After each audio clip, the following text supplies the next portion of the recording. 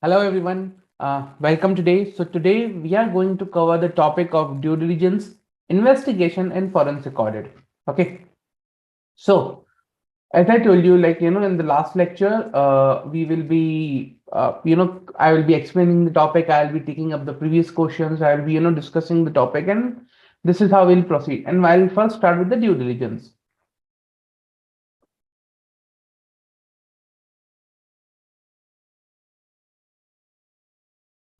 We have a few questions pertaining to the previous lecture, that is peer review and quality review.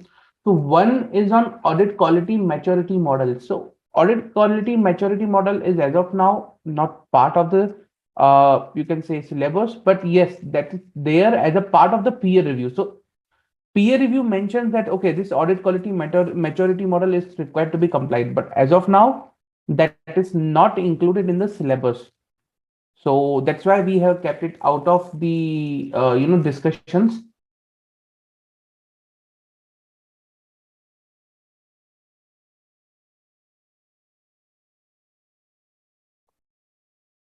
Another question is with respect to the audit of banks. So the question is whether RBI can lend money to other banks, and can other banks lend to RBI. So see, there is a current account that they are required to maintain with the RBI. Plus, they can take money from other banks and RBI's reason, because money at short call or short notice, there is a concept which they follow, and where they can get the money if they require for the shorter period. So that is available, and there are other credit facilities which are given by the RBI to the various banks.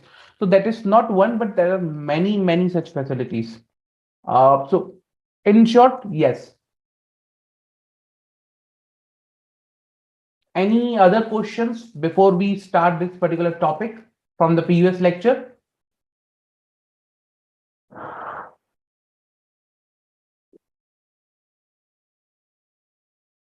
It's good that I'm getting questions from the previous lecture, because see, I'll encourage everyone to ask so that you can have a clarity about the topic. Okay. Doesn't matter if the lecture was yesterday, you can ask today, or day before yesterday, you can ask today, or ask at any point in time, because I want you guys to read, go through. If you have any doubts, even after second reading, third reading, you can come back here.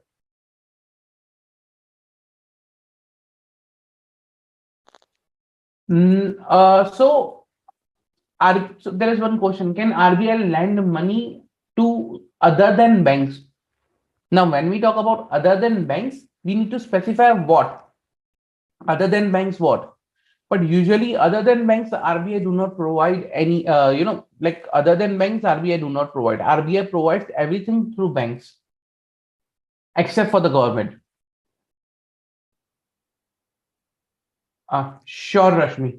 Sure. So I'll make sure that the notes appear on the portal for the MDSC and quality review and peer review. Yeah.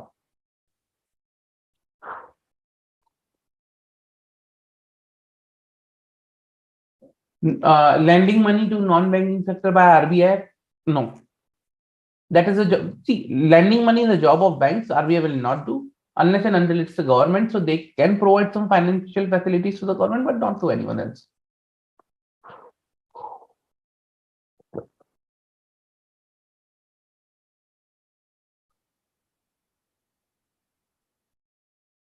Okay, great.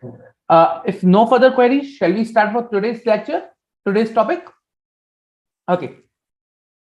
So today I'm going to start with first due diligence. Now, before I deep dive into the due diligence, let me explain what is the due diligence. Okay, with an example. Let's say there is a company. Uh, let's say there is a company ABC Limited.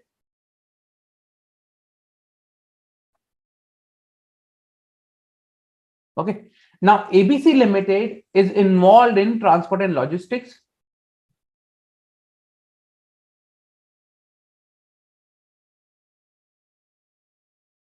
On the same side, we have a DEF Limited that is also involved into the transport and logistics.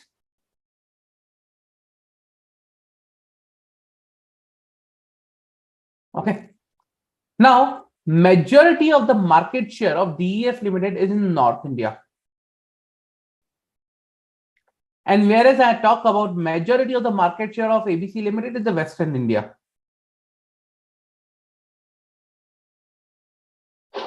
Okay. The current valuation, not valuation, I can say, let's say the current turnover of both companies. Let's say it is $1 billion and it has, let's say, $1.2 billion.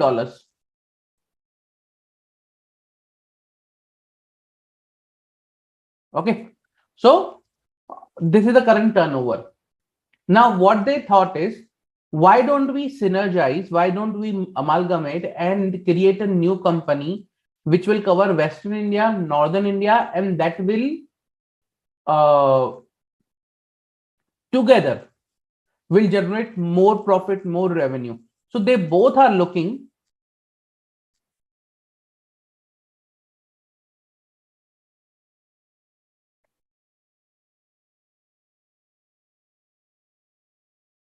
to synergize, okay, their capacities.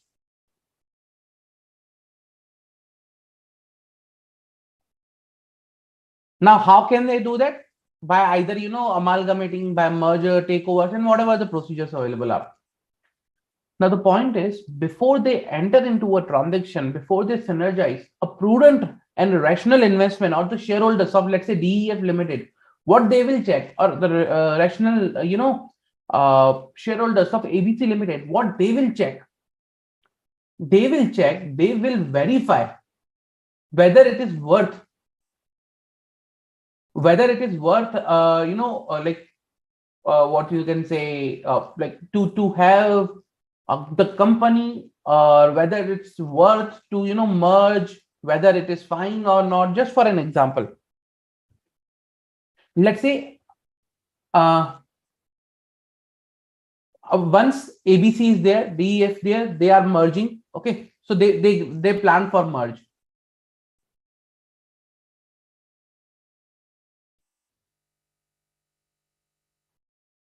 They plan for merger. Now the new company, they are thinking that it will be ABCDEF Limited. Okay, both of the employees will come together of both companies. But as of now, current situation, I'm telling you,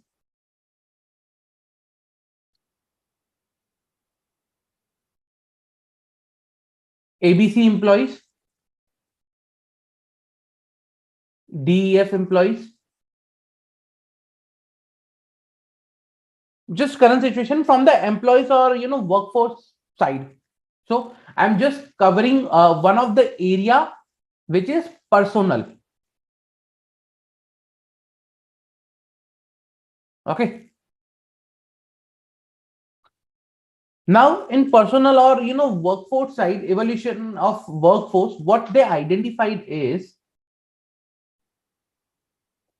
they identified that ABC Limited has 3,000 employees and DEF has 500 employees.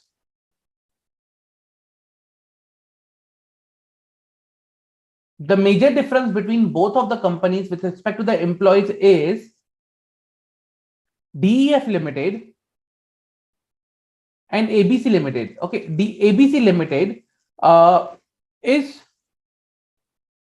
operating manually in let's say a lot of areas. Like they don't have that much good ERP, or they don't have that much powerful tools, so they are operating manually.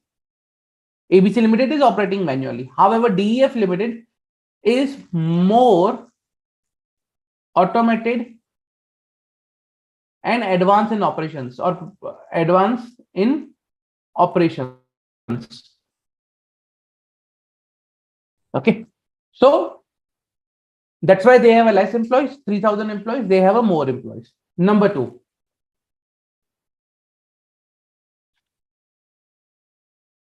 Because of the automation and everything, DEF employees have an option for work from home, but ABC employees does not have the work from home option. They have to work from office.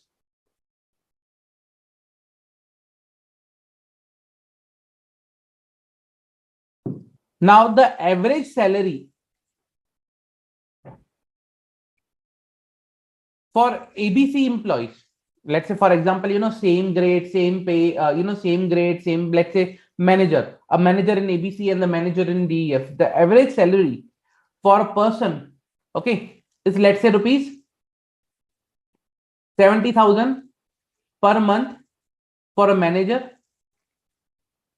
and here it is rupees,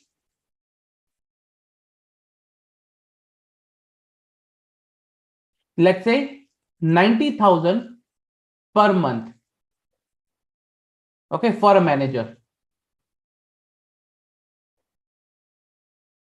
Now see the difference on the personal side. Now when they will go and will perform, okay, whether we can do a merger. See, on financial side, merger, good, we will get the benefit.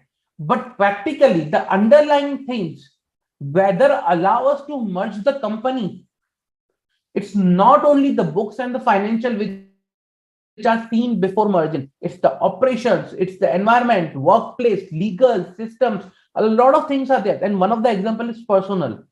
When I go for the merger, okay, the shareholders will ask question: will their employees be able to work in our environment, or we need to shift our environment to their work culture? So for example, what they will adopt, whether they will adopt automation, whether ABC Limit will adopt the automation so that they can have advanced operations, or whether DEF Limited needs to cut down the automation to bring to the manual thing, or they will continue existing. If they will continue existing, how they can interlink both the thing, both the work environments?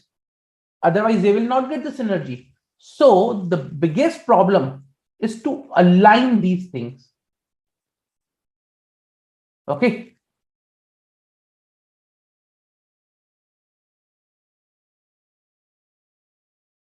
Is to align these things, and is to align between both companies and create a same working level or same policies, same procedures. Very difficult. Now that's where to identify where are the differences. So these differences, whichever I have noted here, are usually identified in due diligence. They are identified, okay, this is a problem, there are the differences, and this is a solution. So this, just one example, this is for what we do a due diligence, just to understand.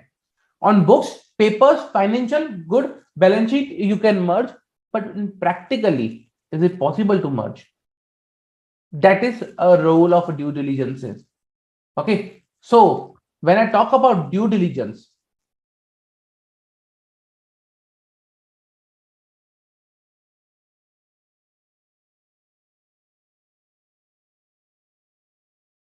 due diligence is nothing but examination of the material facts. Okay, it's examination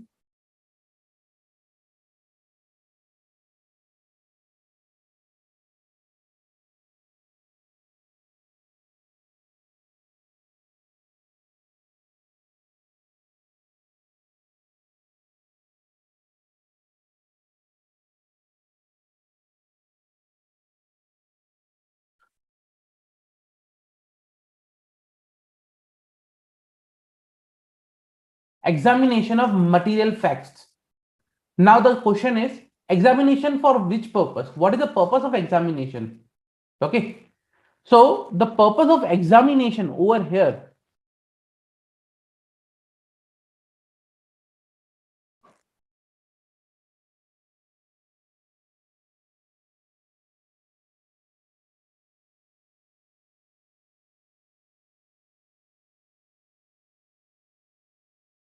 purpose of examination is uh, is potential investment. Okay, the potential investment or prospective business opportunity, okay, is evaluated. So in due diligence, what I do is, like when I examine, when I perform an examination, so I examine what examination I do is of a potential investment. Okay, to confirm all the material facts, all the material things, all details of that potential investment of the let's say for example the potential investment is related to my prospective business opportunity like DEF Limited, shall involve all the things in my examination. I'll study, I'll go through each and every detail in my examination, with respect to the potential investment side, and then I'll conclude whether okay that can be possible or not, investment opportunity is good or not. Okay, so due diligence refers to an examination of the potential investment to confirm all the material facts of the proposing or prospecting business opportunity.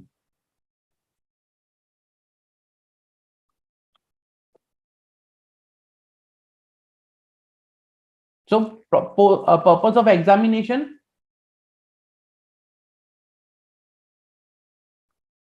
is to confirm. Now, is to confirm what? These material facts. Okay, I'll confirm. I'll come. Is to confirm material facts pertaining to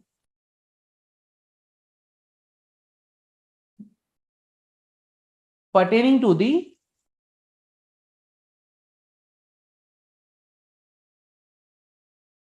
my potential pertaining to the potential business opportunity.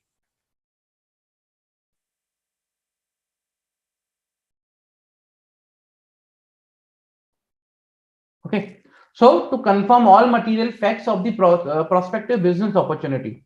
Now, when I say examination, I told you the purpose of examination. Second is what I will examine. Like, what is the subject matter of my examination?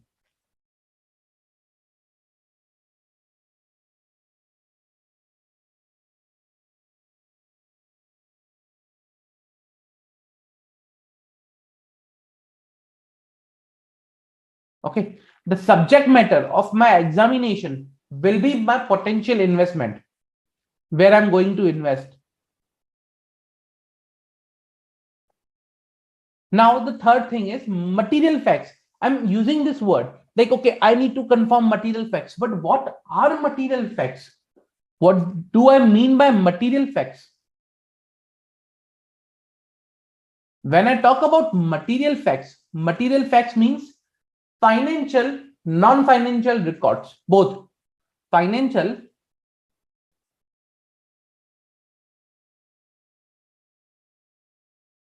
and non-financial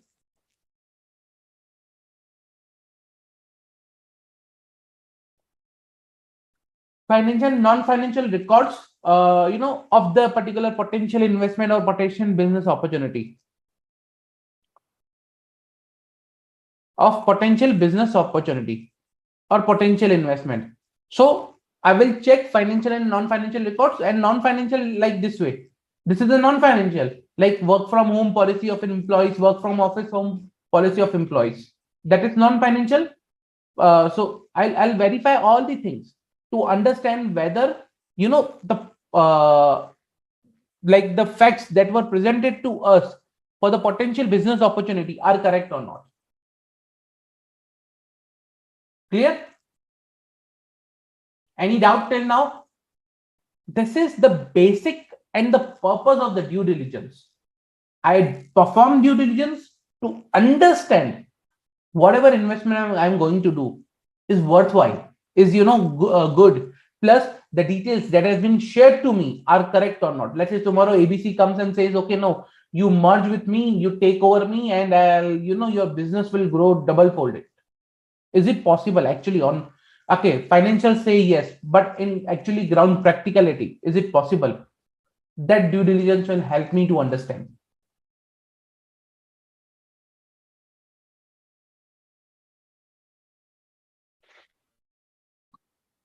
Now, with respect to the due diligence, okay, the thorough detailed due diligence is typically conducted after the parties which are involved in the proposed transaction, they agree, okay, now it's a time for the due diligence, they agree in principle that the deal should be pursued, like from this moment I'm interested in the deal and I'll pursue the deal. And after a preliminary understanding is done, okay, of the particular transaction, of the particular business opportunity, of the whole deal, then they go for the due diligence. But before I sign my contract,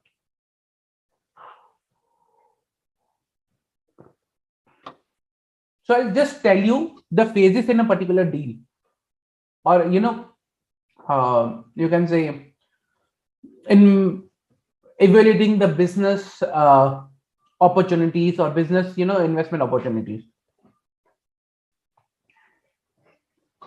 What happens is, generally, first of all, there is an identification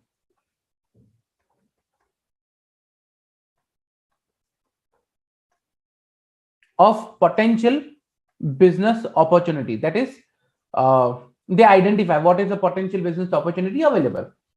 Okay. Then proposals are drafted for potential business opportunities. Okay, so proposals are drafted for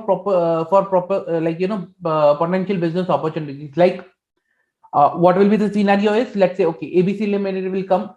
This is my company. If you want to merge, you need to provide, for my one every share, your one every share, 1:1 exchange will be there.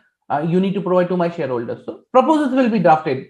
DEF Limited might say, no, I'll not provide one. The ratio will be 2:1 or 1:2, whatever. Like, I'll provide one share for every 2 shares of your, like, whatever the ratio may decide.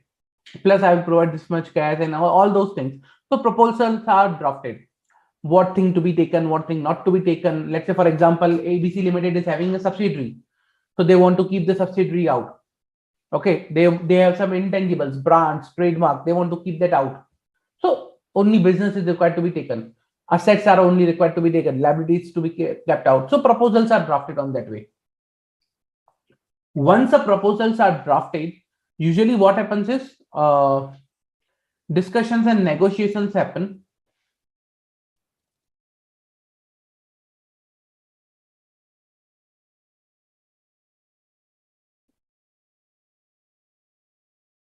Okay, discussions and negotiations happen, and a preliminary understanding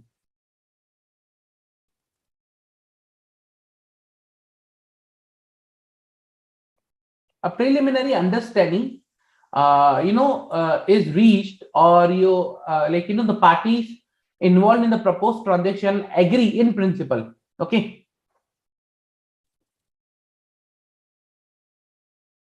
preliminary understanding is obtained, and parties in transactions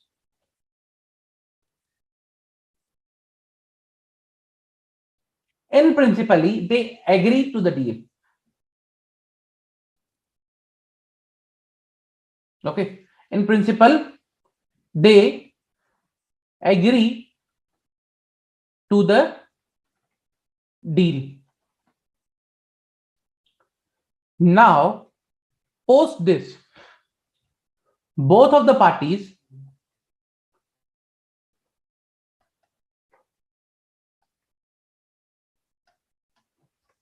will perform due diligence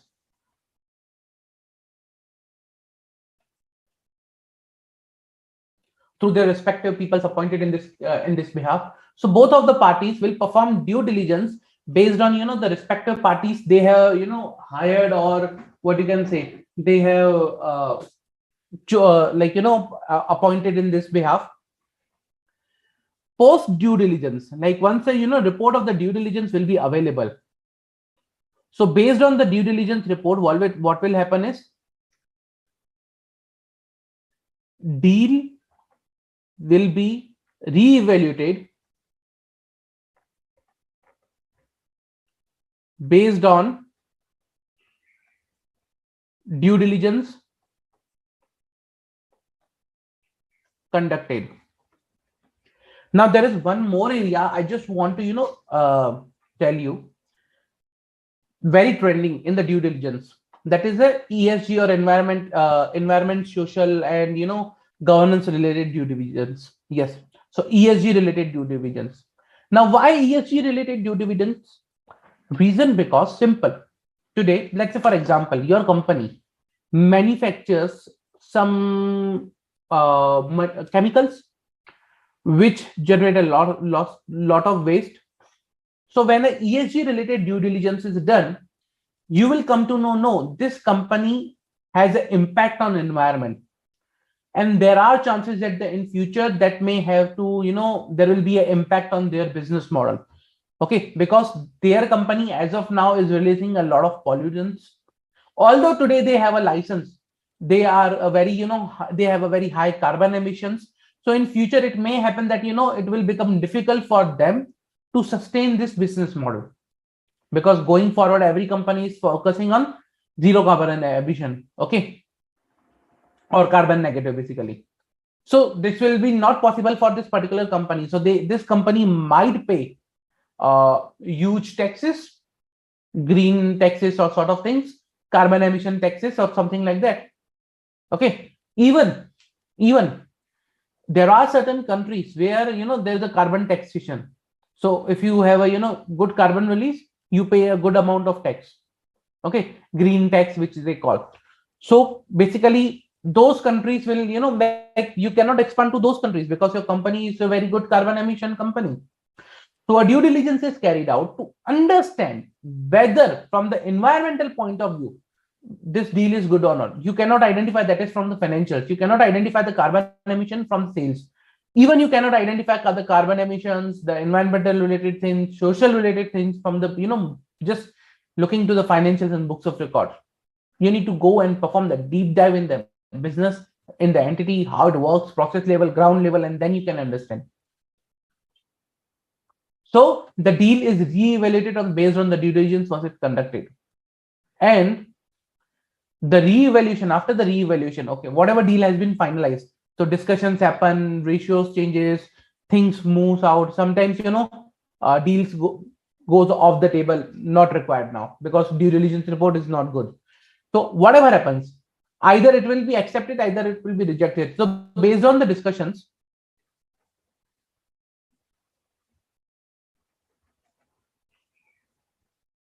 okay, the deal is then finally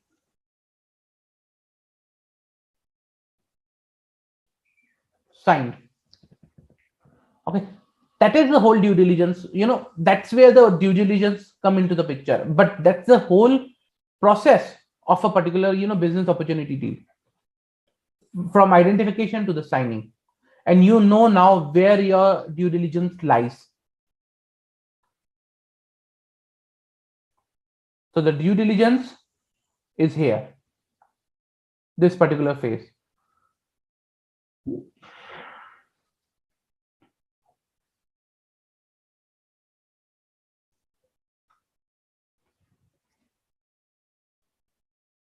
Okay.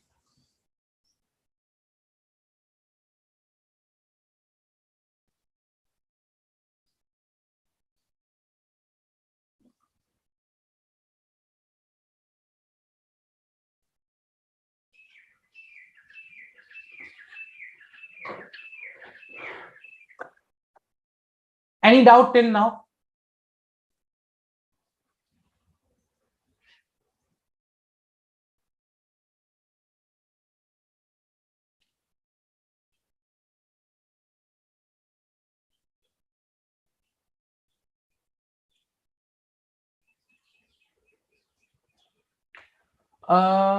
So there is one request that some of the students are facing problem with the 4th November lecture.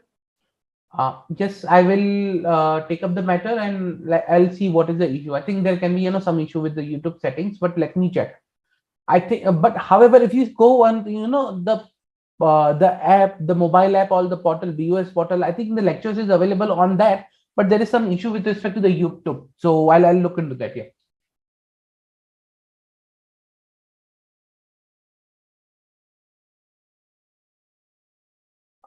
So there is one question. So it is like, are there any areas where the essays make the due diligence mandatory? See, first of all, due diligence is not audit. Due diligence is different than the audit. Or when I talk about the essay is for audit. Okay. So due diligence is different than the audit. Due diligence can focus any one area. Okay, let's say for example, audit. Can you perform audit only of asset and give an opinion on the financial statement? Answer is no. If I need to give an opinion on the financial statement, I need to perform the whole audit. Okay, but if it's due diligence, I can do a due diligence on a fixed asset, and I can say okay, fine. So due diligence and audit are very, very different concepts. So standards do not cover due diligence basically.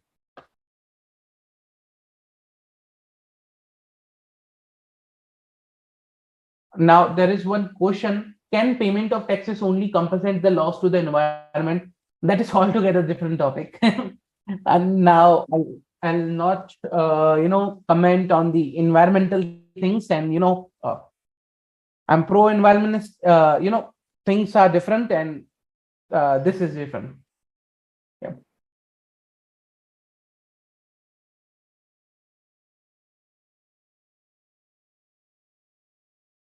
Okay. So you now know when due diligence is asked, and when the due diligence is involved into a particular what is it picture. Okay. Let me tell you some of the areas of the due diligence, like that they are covered.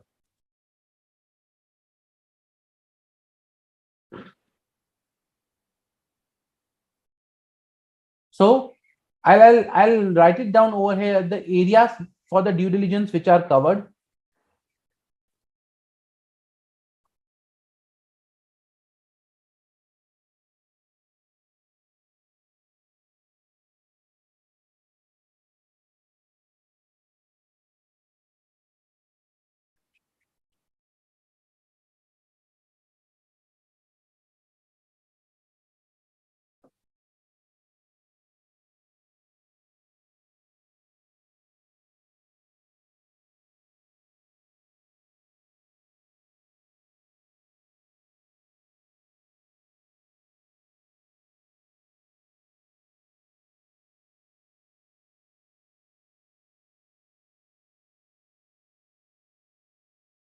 Okay.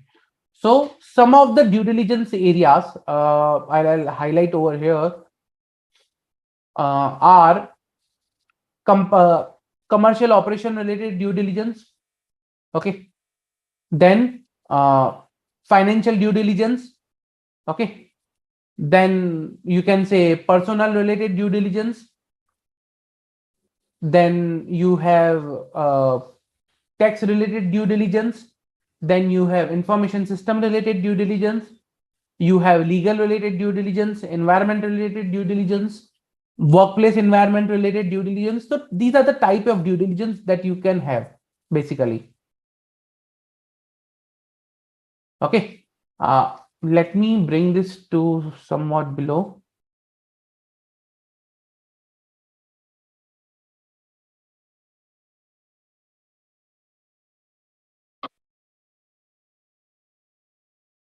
I'll put a head.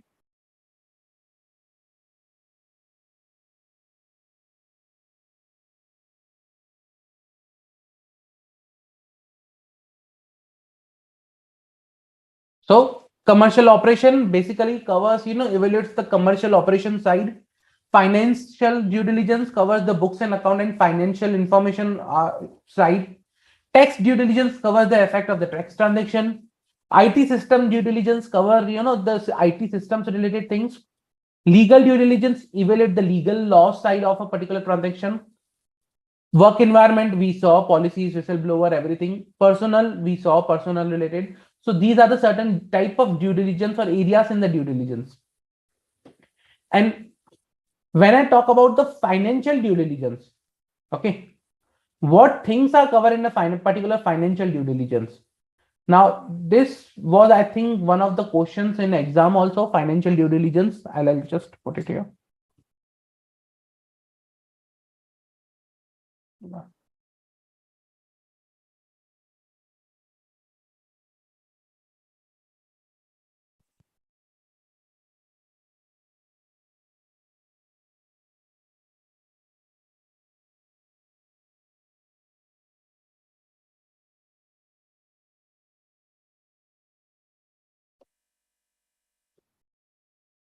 So basically, financial due diligence.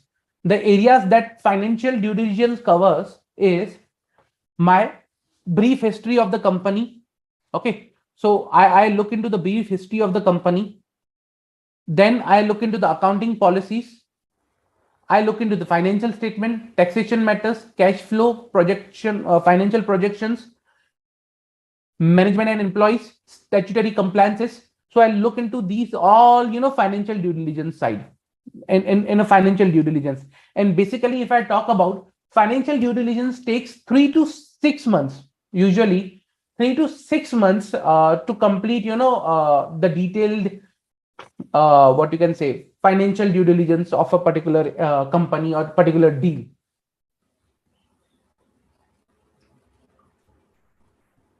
Okay. Now, when I talk about brief history of the company, what I do, what I cover. So I check how the company is formed, what is the objective, mission, vision, who are the promoters, like what is the background, who are they, any issue with the promoter background, background checks are done. Okay, what is the holding percentage by the promoters in the company, the veto power decision making that they have, the structure that they are following, the promoters structure in the company, whether promoter is individual or promoter is again company, like all those details I check with the promoters. Then with respect to the product of the company, what was the previous product history the company started, then nature of the business, products, the product decision, like product lines that they evolved during the period, the location, production facility, warehouses, head offices. So all these things are there with respect to what you say, product of the company. Then market share. I go and check the market share, prominent supplies, customers, suppliers, vendors of the company, where I procure, at what rate I procure, what are the prominent, you can say places where I procure, locations, what is the type of raw material, major raw material. Then I'll check my product life cycle, at what stage my product is, maturity, newly introduced, declining. Okay. I'll check for franchisee license, patent agreements, everything. Like, the companies having, then presence in the foreign jurisdictions, their laws and regulations, impact of those foreign jurisdictions. I cover with respect to the goodwill of the company, what are the brands in the market, whether there's a single brand, multi-brand, the trust of the company, trust in the name of the company, how much the company is, there in the markets, a lot of things with respect to that. So these all things I focus I'm while discussing the brief history of the company.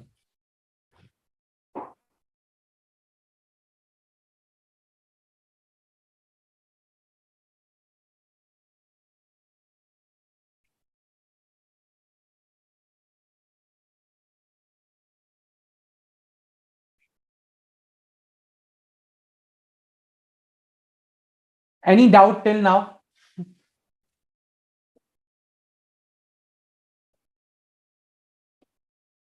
Any doubt?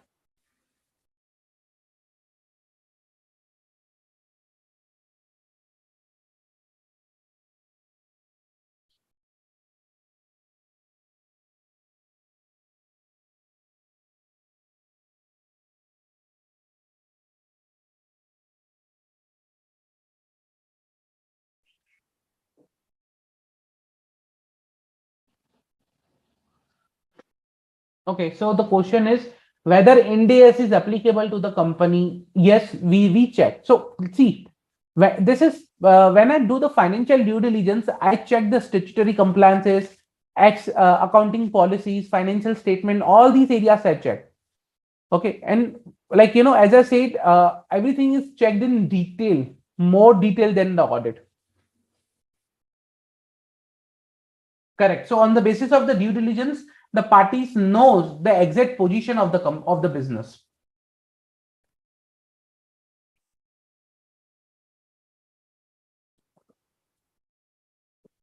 Okay. So party know what is the current position of the business and how it works.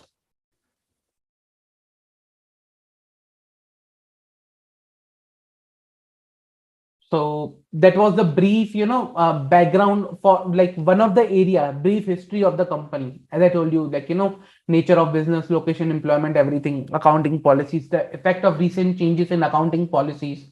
The target company, might have changed its accounting policies recently, comparing to considering to new recent pronouncements or to align the business or whatever. So we'll check the material effect of the accounting policies on overall profitability and their correctness, like in detail. Then we perform the detailed examination whether the financial statement of the target company have been prepared as per the laws and regulations, which may include Ind AS also. Okay, the framework and the framework for the preparation and the presentation of the financial statement has been complied with or not. Okay, we will check and evaluate the profits of that particular company. What is the profit? What is the EBIT level? Okay, past 10 years trend, how they are moving. Plus, they are compared with the peers. Like, okay, how the peers are moving in the market, how the company is moving in the market. What is the competition? How the competition is moving in the market in last 10 years with respect to the financial ratios. Then I'll check, okay, what was the industry average, with respect to this particular profit or financials. I check their budget versus actual. A lot of things I check in my financial, due diligence side.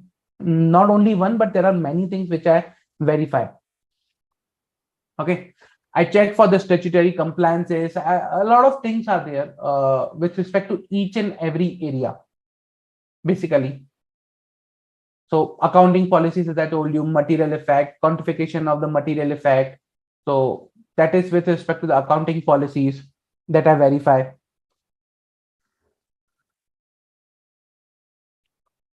Uh, then with respect to the,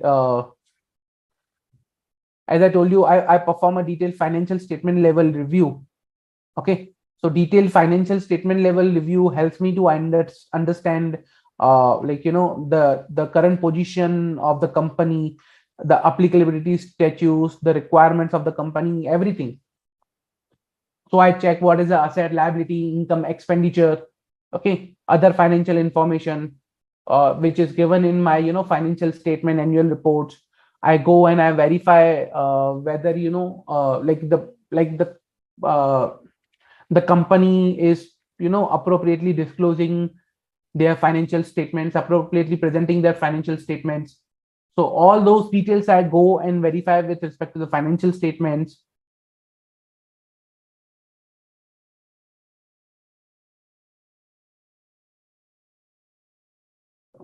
Just a minute.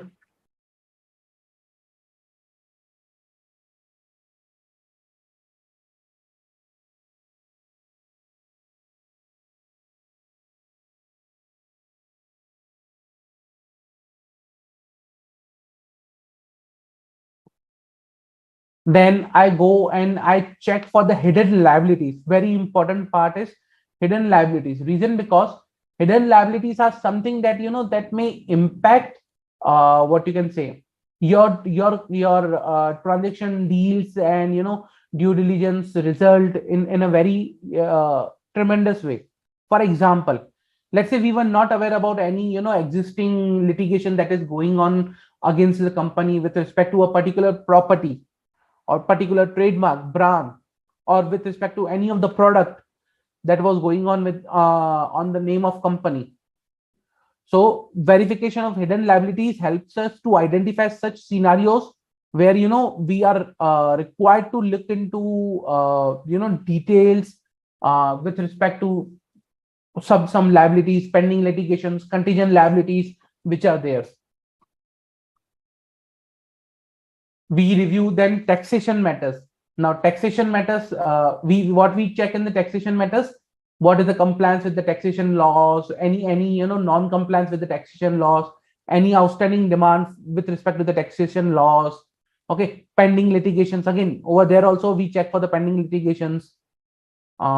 Then we check, is there any a benefit that has been taken by the company which may go away after company getting into this particular deal. So let's say some the company has taken some benefit, special benefit, but because of the merger and the due diligence it may go away. So what will be that taxation impact upon the company after the due diligence? So all those things are then verified with respect to the due diligence side.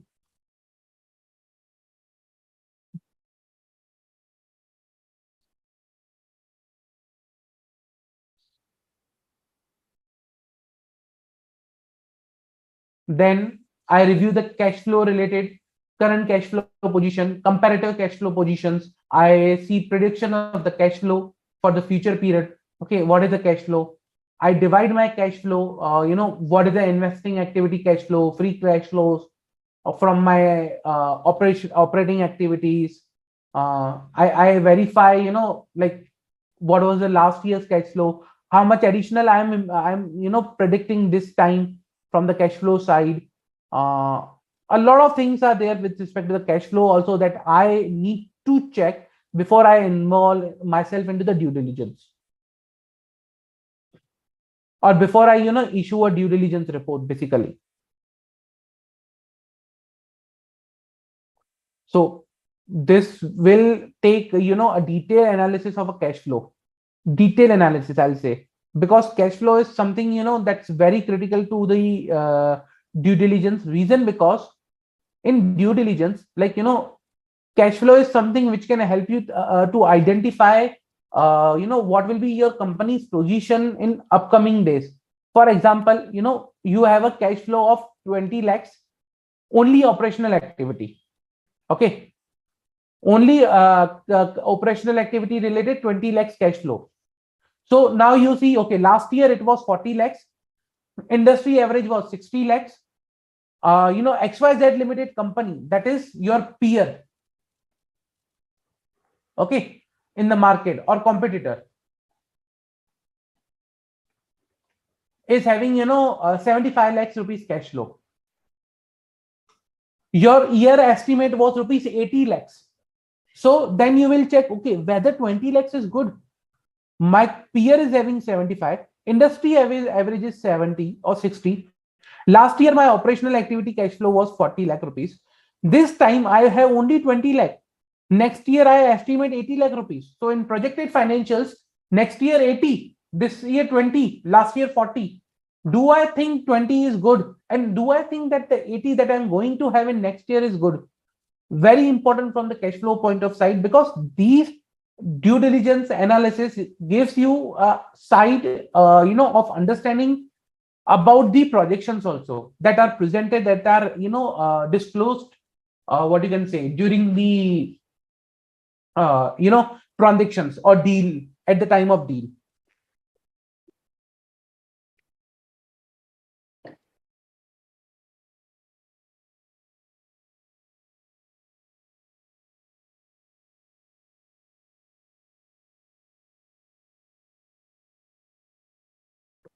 Any doubt till now? Any doubt?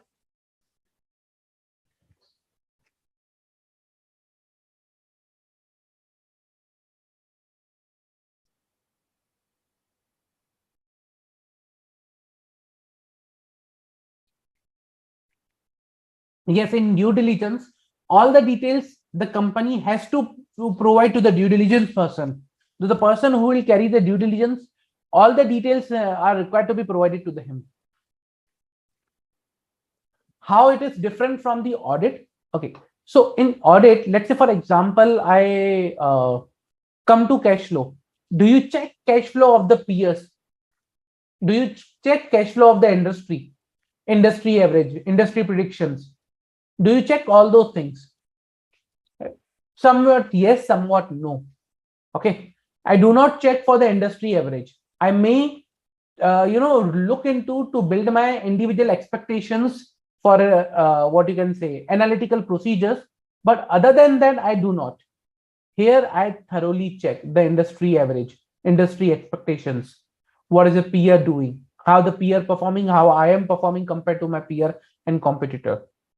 That's the basic difference in the due diligence. Due diligence is not done on the standalone books and records. It is a activity which is done in a holistic view. In audit, we have a one-sided view or view on the books of accounts. We are required to provide, express an opinion on the books of account. In due diligence, our opinion is not on the books of account. Our opinion on the business, whether the business is good, the deal is good or not. Okay. Let's say, for example, there is in deal, the company is proposing 1:1 exchange. Okay, you take my for every one my share, you provide your one share. Now you need to identify whether that is worth.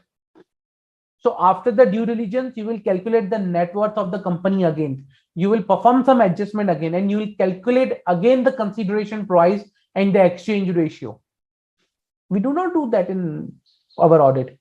Is our audit targeted to the considerations, identification of our exchange prices? No. So there are qualitative factors, a lot of qualitative factors that we take, that we compare in our due diligence, which are not there in, let's say, my audit. Okay. Taxation matters, yes, they are there in the audit. That is there. Cash flow related might not be. Verification of hidden liabilities, yes, that is there. Okay, in audit also. Financial statement review, somewhat yes, somewhat no. When I talk about financial statement review, it's not only our financial, we compare with the peers, we compare with the industry, which is not there in your audit. So comparison with the peer, with the industry, usually it is not part of the audit program. Okay.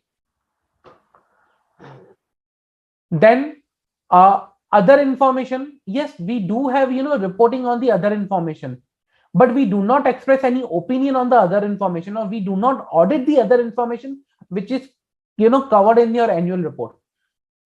But as a part of the due diligence, you might go through each and every information in detail. That is different. So other financial reporting information that is not part of your audit financial statement, you cover that. Like financial statement submitted to the as a part of a DRHP. So if you are going for the books of account, why you will go and see, okay, what was the submission done at the time of DRHP? No. At the time of annual report, do you check the details of the annual report other than the financial statement? Answer is no. Whatever reporting is done by the management, you just verify whether this there is that other information is appropriately fine or not, appearing fine or not on the overall level. You don't go and audit that other information. Here you go and you will verify the details. Okay.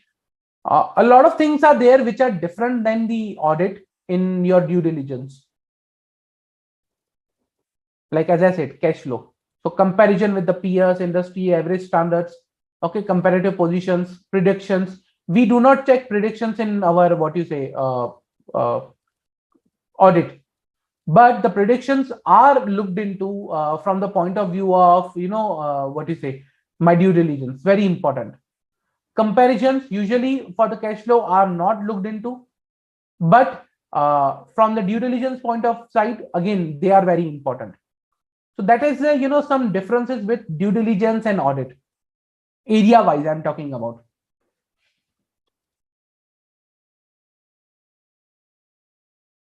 So there is a question, any qualification is needed? See, that depends upon the person who is hiring a due diligence person.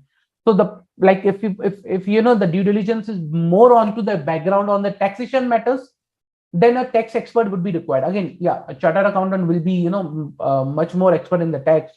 But let's say, for example, engineering side due diligence is required, machinery, designing of machineries or something, product specification related due diligence or something like that, where engineering, technology or product specific knowledge is required.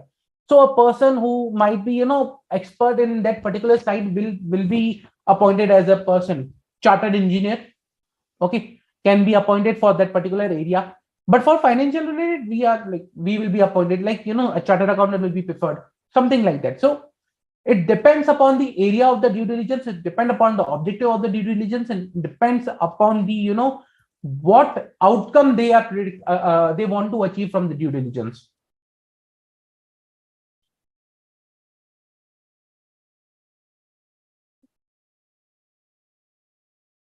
See, in due diligence, we ask for a lot of details, we ask for a lot of documents. They have to provide it because that's a part of the deal, as I told you.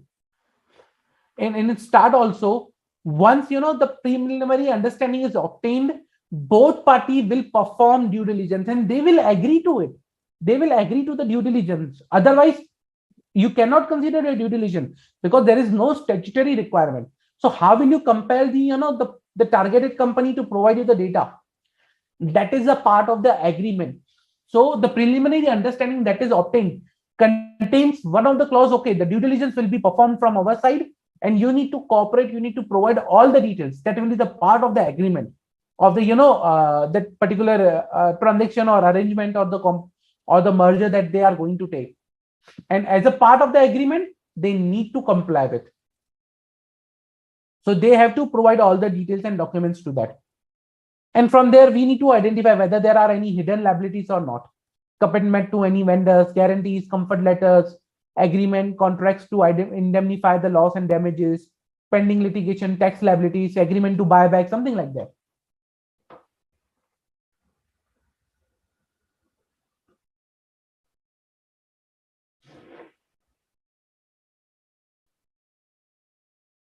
So, are there any? So there is a question: are there any rules specifying the due diligence? Answer is no. What are the statutes and regulations govern due diligence? Nothing.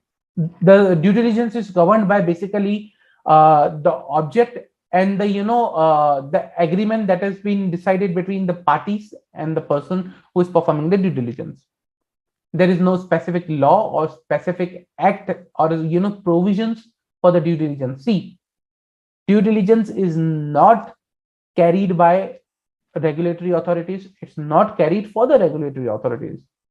If anything which is not carried by the regulatory authorities, not carried for the regulatory authorities, why they will have a rules and regulations for that? Simple.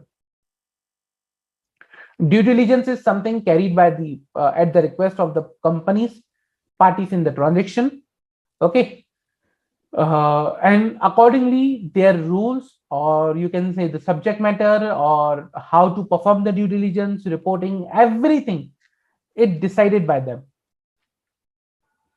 So the framework, basically, it decided by the parties and it's governed by the parties.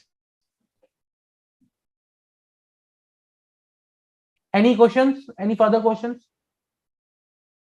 Any doubt?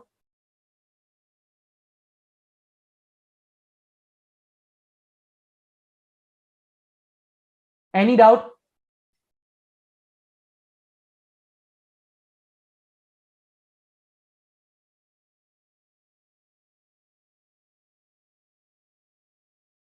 Okay. Now I'll come to one good area for the due diligence, that is the approach of the due diligence. How due diligence is carried out. What should be the approach for the due diligence? Like, okay, I want to carry a due diligence. Like in audit, we have a planning. In audit, we have a, what you say, every stage that is defined. In due diligence, how do we carry out in due diligence? Very important to understand. Okay. So in due diligence, the approach plays a very important role because you don't have a framework for the due diligence. Like, we have an audit. You were talking about rules and regulations. We do not have that rules and regulations in due diligence. So the approach is very important.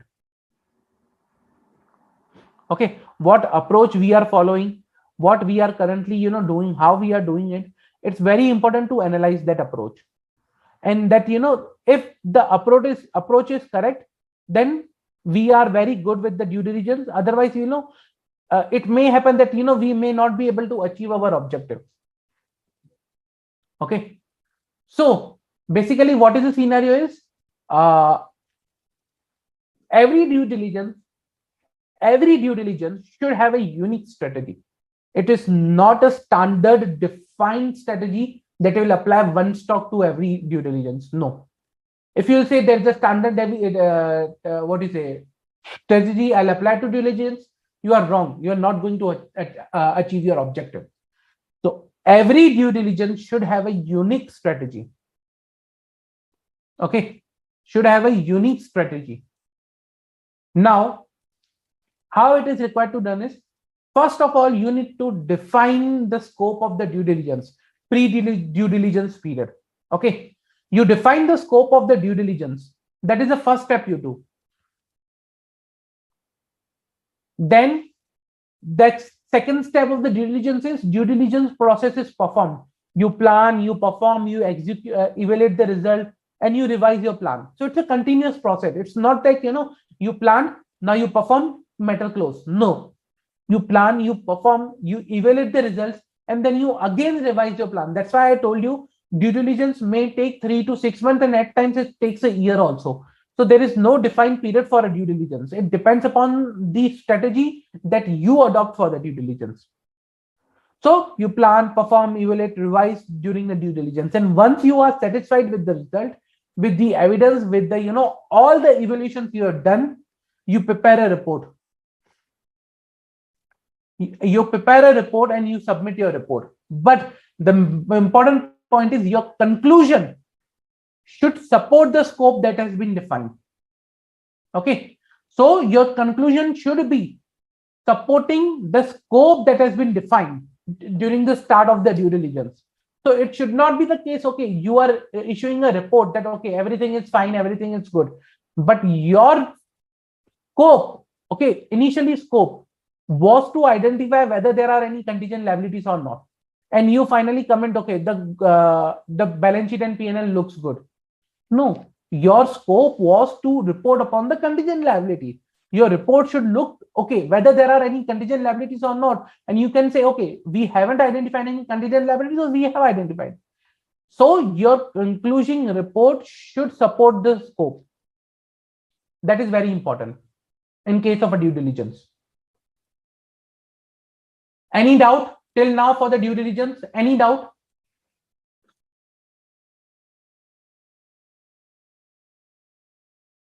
It is the safeguard. Due diligence is a safeguard for the investors who are investing in a particular company or in a deal.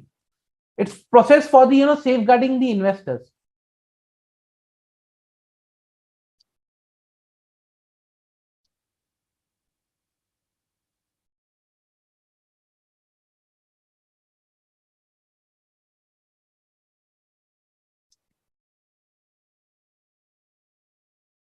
Okay, so it's related to the investors.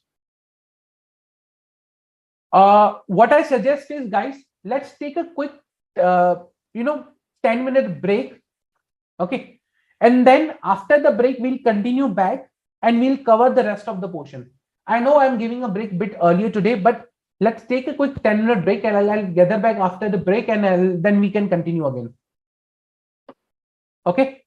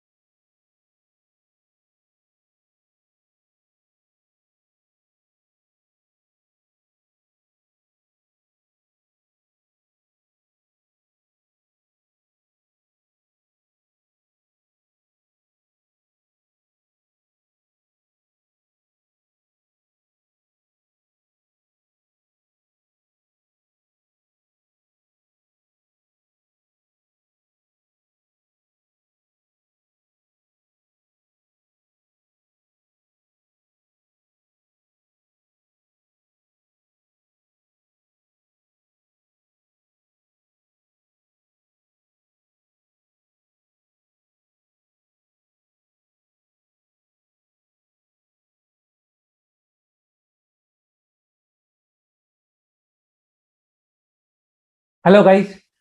Welcome back. So there was one question.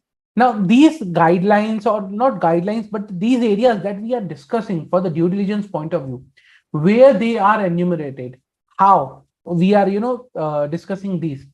See, these details area wise, we are, and it's there, but not as a form of law or guidelines or governance, something like that. It's based on the best practice, the strategy that has been followed, and the understanding that has been developed over the years. So today, tomorrow, if I can say, okay, like, okay, I can do something else in the cash flow, that will not be wrong. You can add a lot of things in this, but if you want to perform a good due diligence, these are the best practice recommendations sort of things. Hence, I'll suggest that, okay, whenever we perform due diligence, we need to see, okay, what is the strategy that has been adopted in the market, plus what is your objective of the due diligence. As I said before, deciding the approach, every due diligence should have a unique strategy. It's not like that you can have a same strategy for every due diligence. Uh, if I cannot have a same strategy for the every due diligence, means I cannot have a specific law or regulation for that. Okay, so I cannot have a say unique like same strategy. It should be unique. I hope I'm clear. Any further doubts?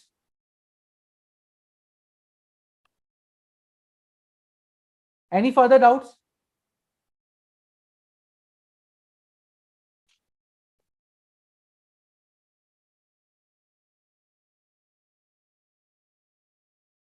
Okay. Financial projections. Okay, there was one query with respect to the financial projections. What are financial projections? See, in financial projections, what I do with respect to the due diligence is I check whether. So let me have it here.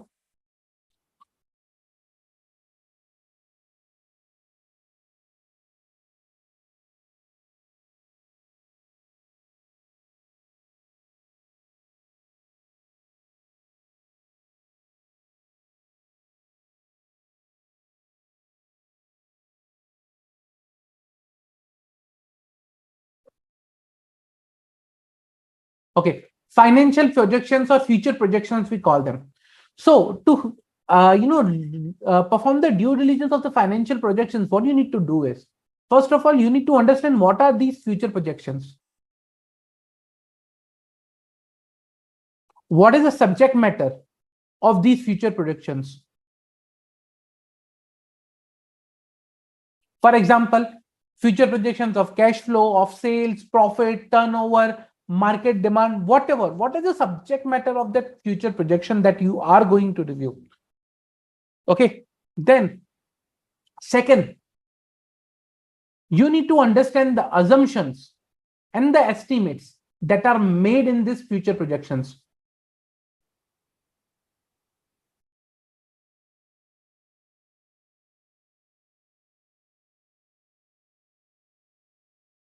Okay. Whether they are optimistic assumptions, whether they are, most likely, whether they are pessimistic projections. So what are the estimates or, or assumptions that are used? Okay. Then you will see the methodology that is used in assumptions.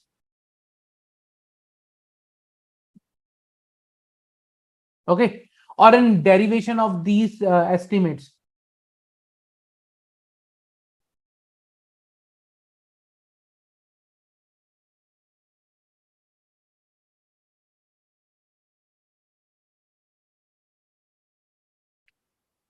Once you do that, then you need to perform sensitivity analysis with respect to assumptions and estimate.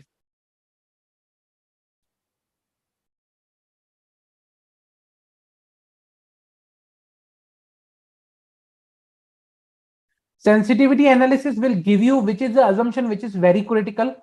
Okay, by changing 1% of a one particular assumption, how the end result is changing. That's the sensitive analysis. So sensitivity analysis. Uh,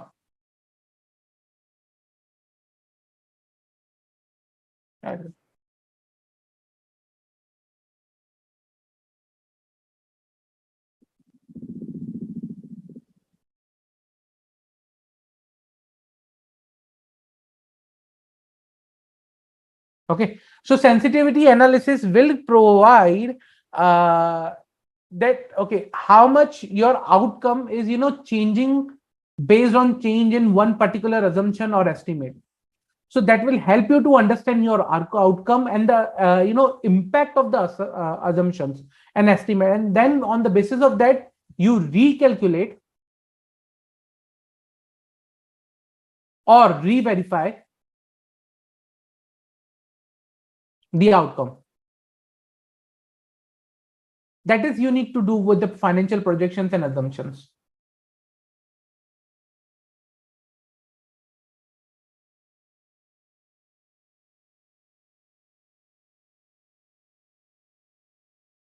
I hope I'm clear. To like, okay, there is one question, like what are optimistic, pessimistic, and most likely assumptions? See, let's say for example, next year sales. Now I can say, okay, next year sale on a lower side can increase 2%. But there are more than 50% chances that it will increase, let's say 7%. Okay, which is near to industry expectations.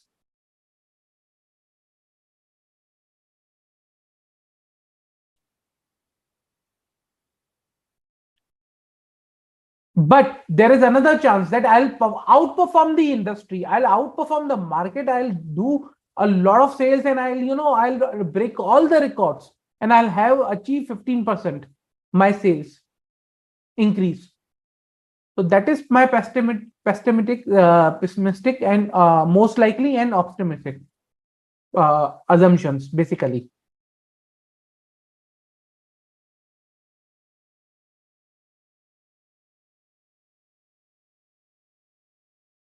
Okay, so this is how it works. Any further doubts? Any further doubts?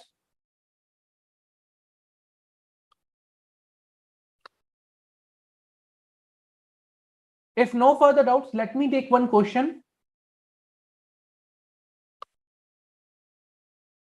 KBC and Company, a chartered accountant firm, was appointed for conducting the financial due diligence of ABC and Limited by DEF Limited. DEF was planning to acquire ABC Limited for the purpose of horizontal expansion. ABC Limited was engaged in manufacturing of SUVs for Indian market. ABC Limited was having 35% of the market share in the SUV category. DEF Limited was into manufacturing of cars of normal and luxury sections. Both companies were having a good reputation in the market. However, due to technological changes and due to changes in consumer preference, it was seen that the consumer were more shifting towards hatchback and sedan compared to SUV.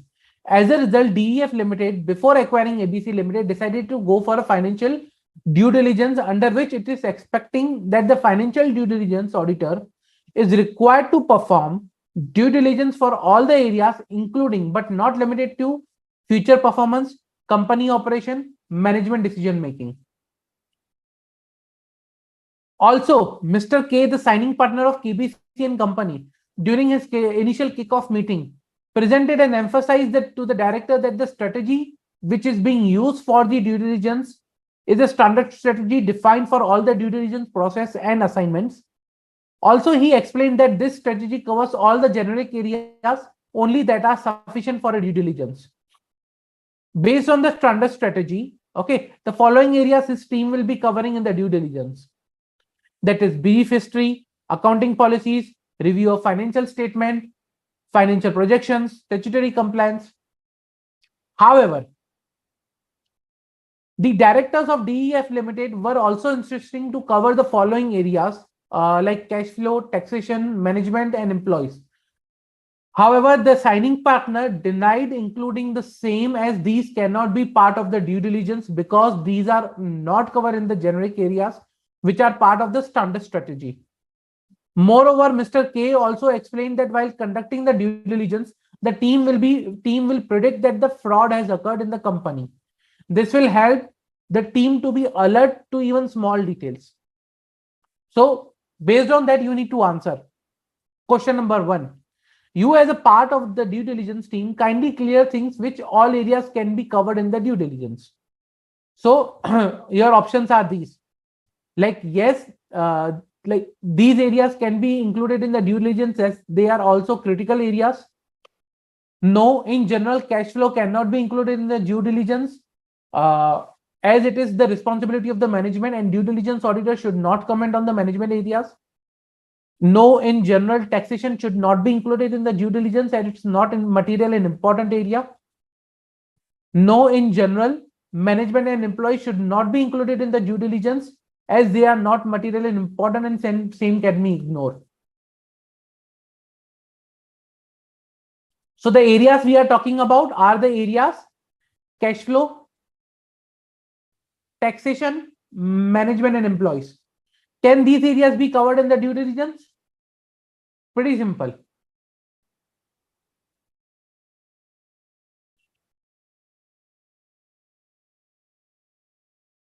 Pretty simple. Can these areas be covered in my due diligence?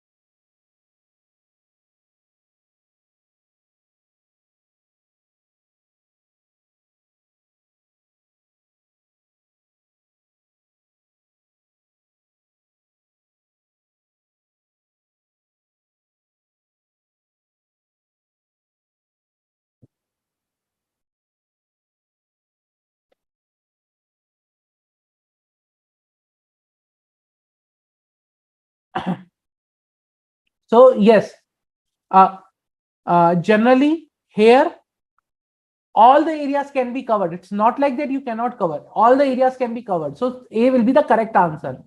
Yes, these areas can be included based on the scope of the due diligence. It's not like that, there is something you cannot cover this area, you can cover this area because there are regulations, rules. No, due diligence is based on the scope, based on the subject matter, and I can cover that area. That is fine. So B, C, D are not correct. Okay. Next question. As a part of the due diligence team, kindly clarify whether the following standard strategy is advisable for each of the due diligence assignment. So you need to comment upon the standard strategy. That what are the options? Each situation is unique and there are variables and numerous, including factors such as company age, market, and competitive price dynamics, which affect the due diligence assignment. As a result, standard strategy is not advisable. Discovering the correct strategy is always challenging, and even more so during the challenging circumstances, and it's always advisable to use standard strategy. Standard strategy is a comprehensive model that describes the standard areas fully, and hence it's advisable to opt for standard. Standard strategy is always better to opt as save times, effort, and manpower. So what is the correct option with respect to the strategy that they are adopting?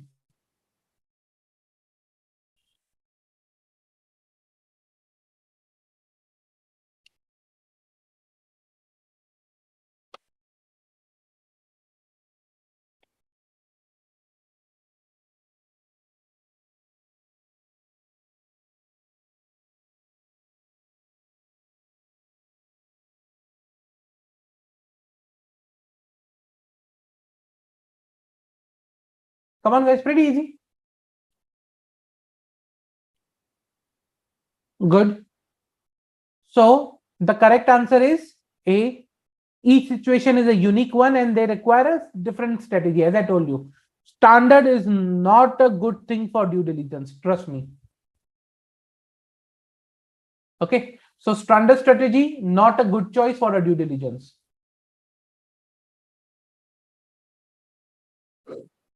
Now there is one area that I want to ask you. So the team said while performing the due diligence that while conducting the due diligence, the team will predicate that the fraud has occurred in the company. This will help team to be alert to even small details. You tell me whether this particular strategy is correct, like to predicate that the fraud has already occurred in the company in case of due diligence, whether this approach is correct.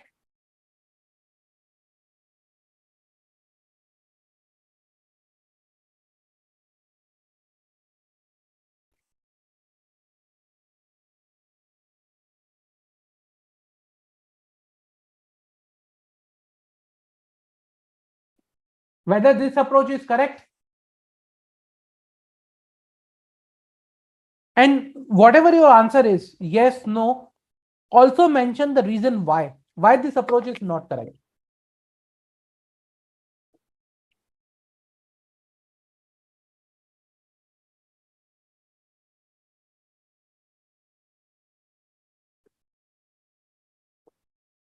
Why do you think this approach is not correct?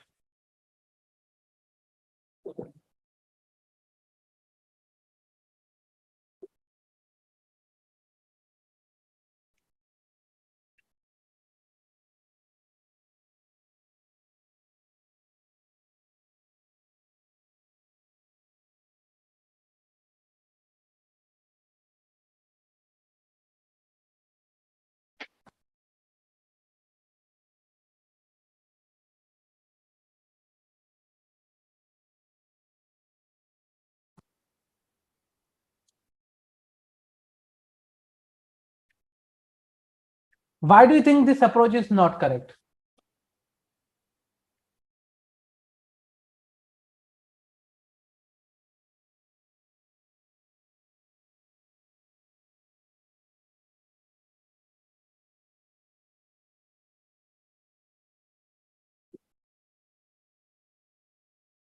Okay, see, this approach is not correct. The reason because this is not a forensic, fraud investigation. This is not a fraud investigation that we are dealing over here. Fraud investigation has this objective that I will assume the fraud has occurred. Okay, because my objective is to identify the fraud. That's why I, predicate that the fraud has occurred. The objective of the due diligence is not to identify fraud, but to understand the business, to evaluate whether whatever details the business has claimed in the transaction or in the agreement is correct or not. Okay, I am here to identify the potential business opportunity, not to identify fraud. So this particular approach, not good. Your approach should be based on the objective of the your due diligence, that is to identify whether this deal is viable, whether I'll get the benefit from entering into this deal, or at least whatever they have mentioned as a net worth, as a position in the market, market share, process related, is good or not. So correct Manini, correct Shailendra, correct Boni, correct Aniket, correct Rashmi. So my objective is to understand the underlying deal or transaction, not to identify fraud in that.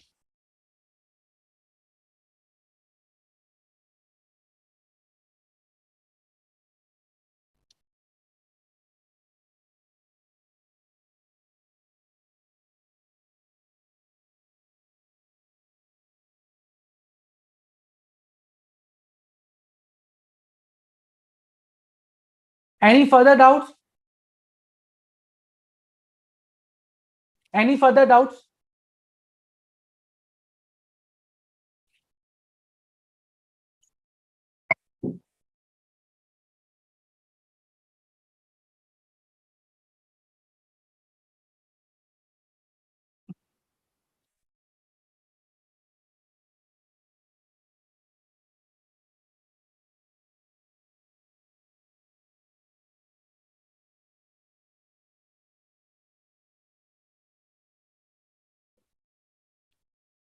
Okay. If no further doubts, let me proceed further.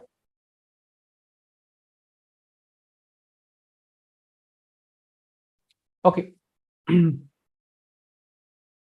Now, that was all about my due diligence. There is one more MCQ I want to cover, which was, I think what's part of the exam. Okay. Gin Limited.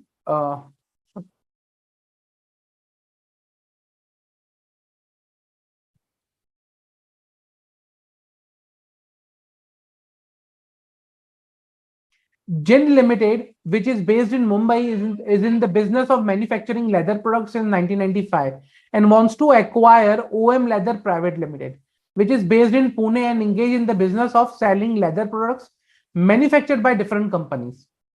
Before acquisition of Gin Limited wants to get a due diligence review to be done by OM Leathers.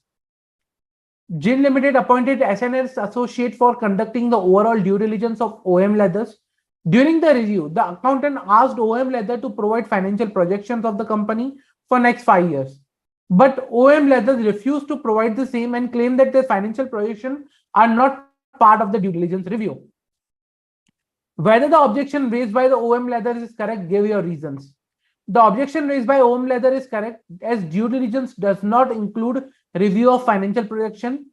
The objection raised by OM Leather is not correct as due diligence refer to an examination of potential investment to confirm all the material facts of prospective business which a company wants to acquire, and the financial projection is part of the same. The objection raised by OM Leathers is correct as the reviewer cannot comment on the financial projection of the report. The objection raised by the OM Leather is not correct as the target company cannot refuse in providing any information required by the reviewer. What is the correct option?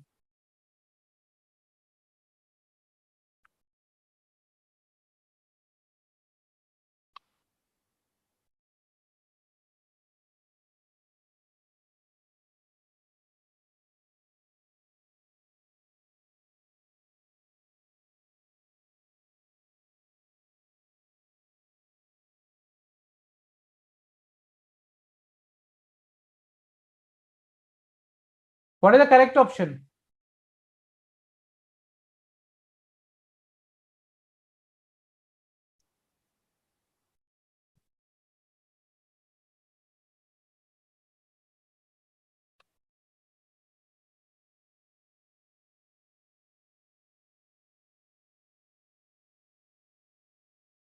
Correct, Ravi. Correct, Manini. Correct, Shailendra. Correct, Bonnie.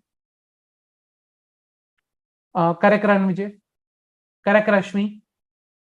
Okay, good guys. Correct, Aniket. Good. So the correct answer is the objection raised by the OM Leathers is not correct because due diligence again refers to the potential investment. And to understand the potential investment or prospective business, I need to understand the financial projections. That's the key part. Okay, so that's why it will be the answer B, not A, C, or D.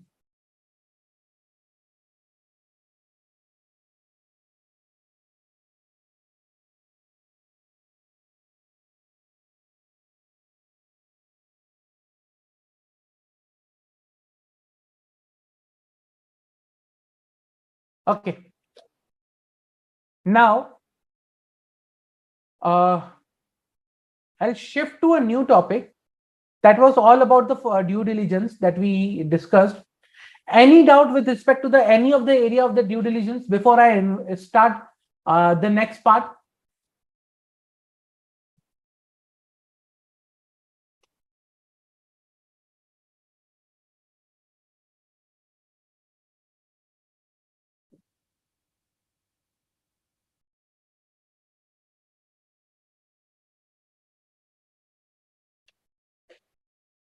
Before I start the next part, any doubts?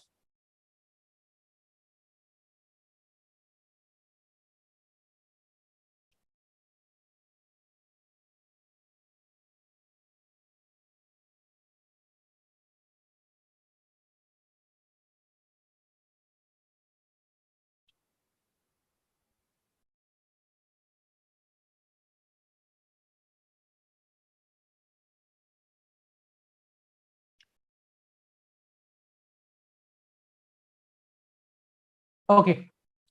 So there is one question: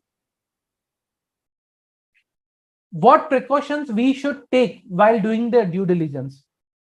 See, the precautions I can say is, okay, understand the deal that you are evaluating over here, because at times what we have seen is due diligence is not conducted during a short period. It may range to 3 to 4 or 6 months, sometimes a year also. But the prime focus should not deviate. You should not deviate from your scope. That is the deal that you want to evaluate. Now it may happen a lot of things that may come up in during your due diligence, which might not be relevant from the deal perspective.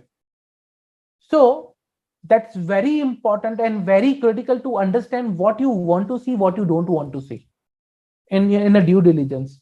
Let's say, for example, there is one particular area, okay, regarding procurement. Now in your deal, or let's say, for example, I'll give you one classic example.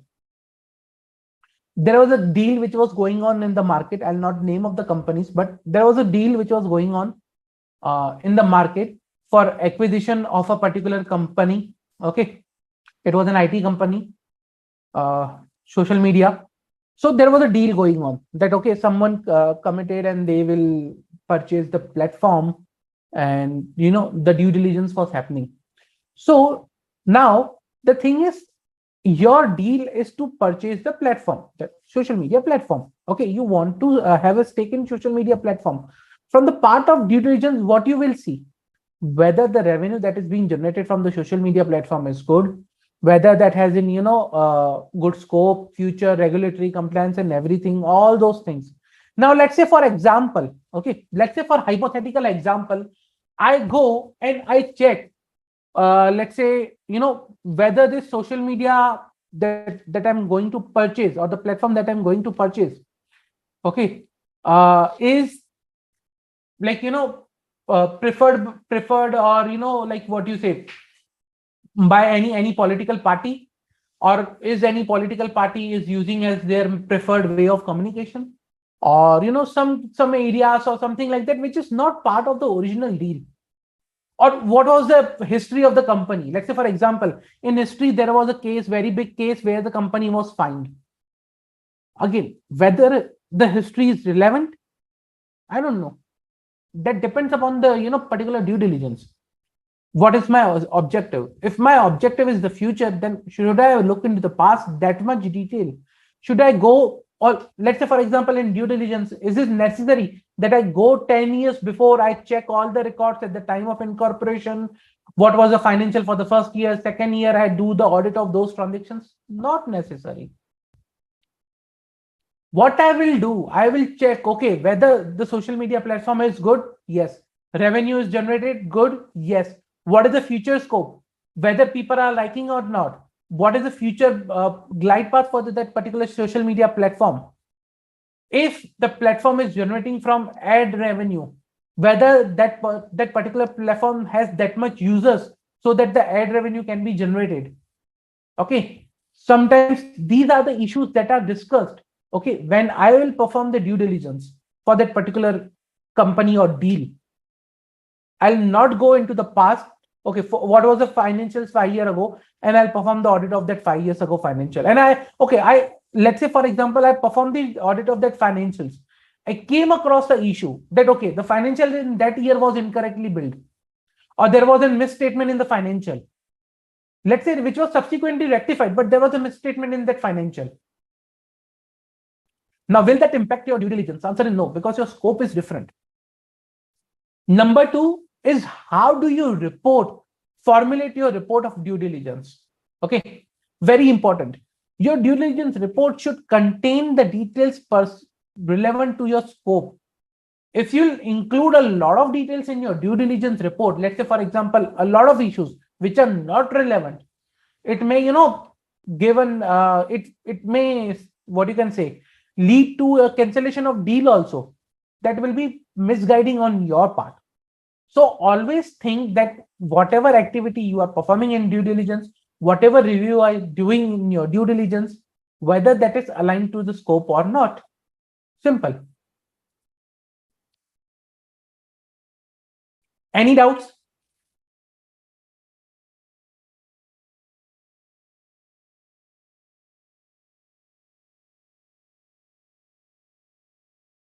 Okay. If no further doubts, let me go to the investigation chapter. Now, we understood what is the due diligence. Now, I want to show you the difference between due diligence and investigation. Let me first talk about the investigation. Okay. Now, let's say ABC Limited. Okay, I'll explain you in a while. I'll talk of, let's say, ABC Limited. Now, ABC Limited performed some transactions. Basically, you can say transactions related to, details and like these were the transactions related to, sending money outside India. So I'll write it down.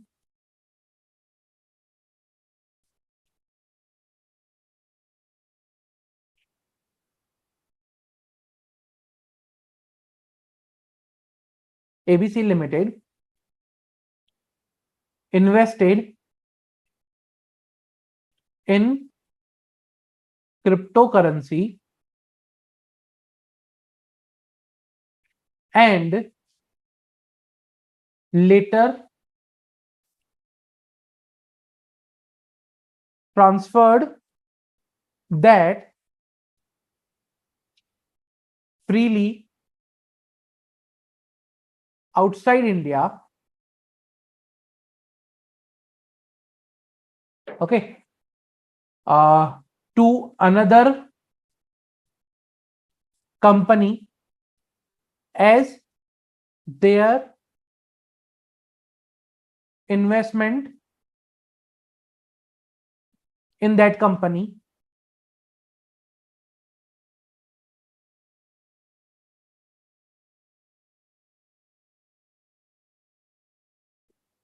for exchange of,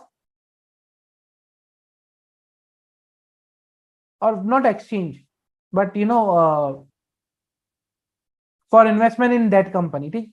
Okay, they transferred to another company for investment in that company. So if I refer a diagrammatic way, ABC Limited, this is in India. They made investment into DEF Limited, let's say in Singapore. Okay. And DEF Limited issued, and this investment was made through cryptos. DEF Limited issued shares to BCD Limited, Singapore,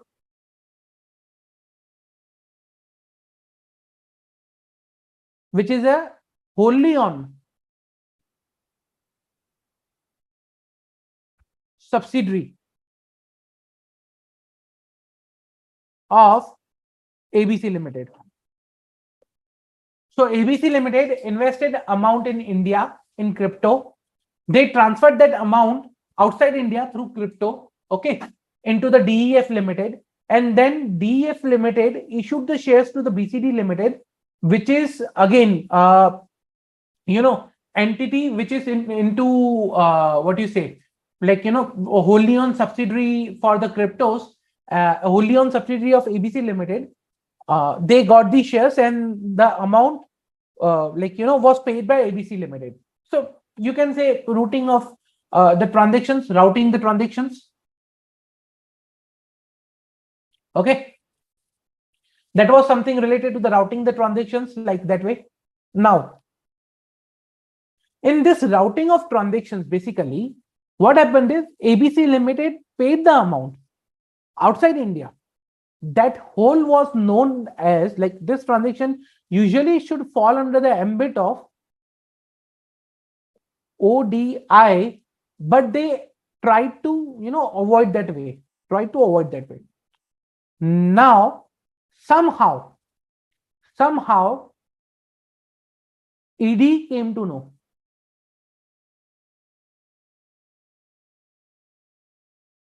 And they started investigation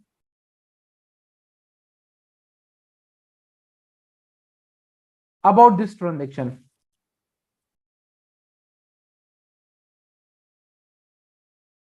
Okay, they started investigation about this particular transaction.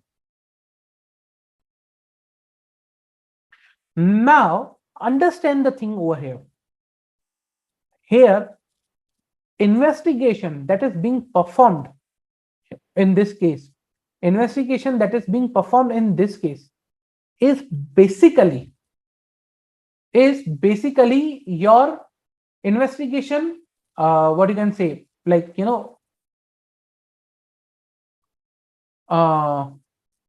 in that examination of a particular transaction, I'm examining a particular transaction, particular record, okay, with an objective to assess whether that has happened or not.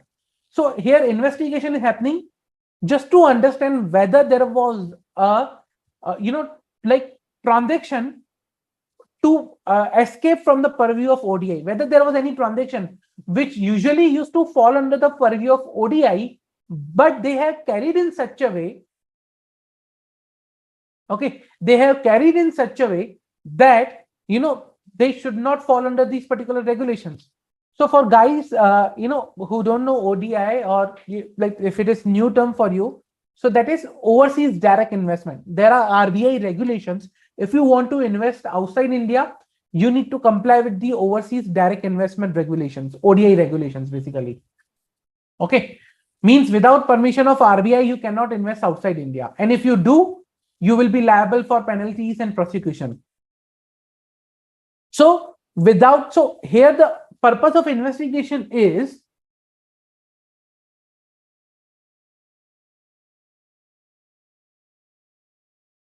just a minute.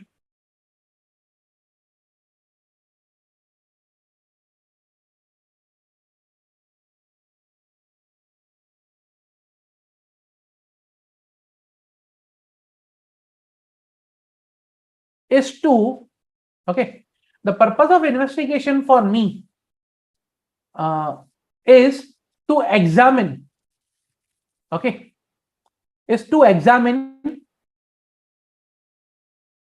the records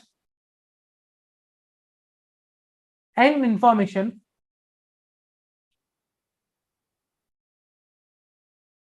okay, particular records, transactions, or information with an objective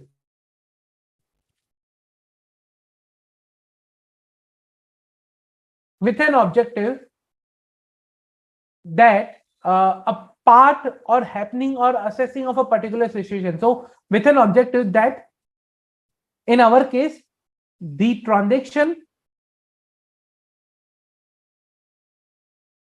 was carried through crypto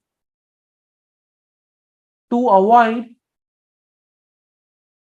ODI regulations.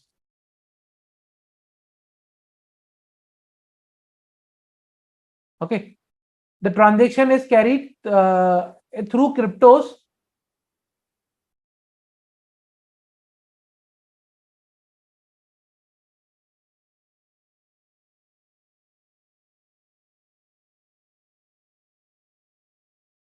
to avoid ODI regulations.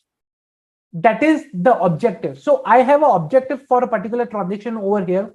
This is my objective, and based on this, a particular what you can say transaction will be evaluated. So I have an objective over here for a particular investigation that, okay, someone has tried to avoid the ODI transactions, and I will be looking into that. That is the objective of my investigation. that I want to establish whether that has happened or not.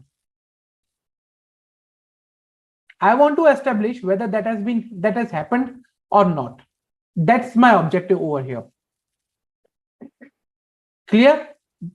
The difference between the you can say between my due diligence and investigation is, in due diligence I go from the potential business opportunity, wherein my in case of investigation, my objective is to understand whether there is a particular transaction has happened or not, whether there's a violation or not, to understand the underlying transaction and to establish, okay, whether there has been, things have been happened or not, things have happened or not. That's the main purpose for, investigation compared to the due diligence.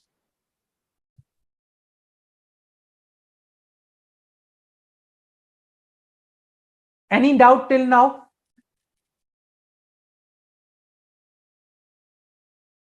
Any doubt?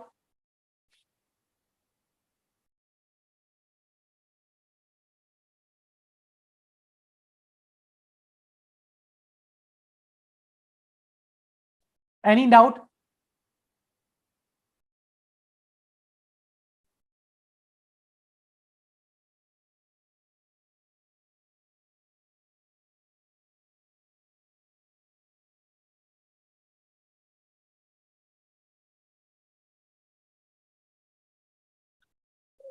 See, ODI, overseas direct investment, FDI is something like when money comes into the India. So there is one question: is there any due diligence report format? There is no format available. That depends upon the the discussions and the content that has been decided between the parties in case of due diligence. Yes, investigation is critical in the nature because you underline that particular transaction. You are underlying and understanding that particular transaction. That is very critical.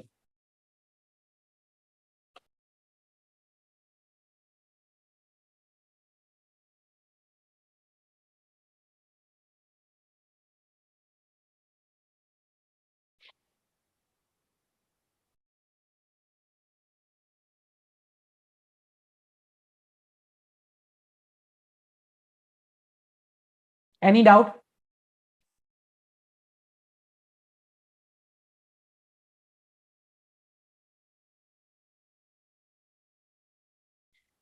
Basically, yes, investigation is related to a transaction only. Reason because in the case of investigation, what we do is generally that there's an underlying subject matter that I want to evaluate. The underlying subject matter that I want to evaluate. Sorry, I think there is some technical issue. Just give me a minute.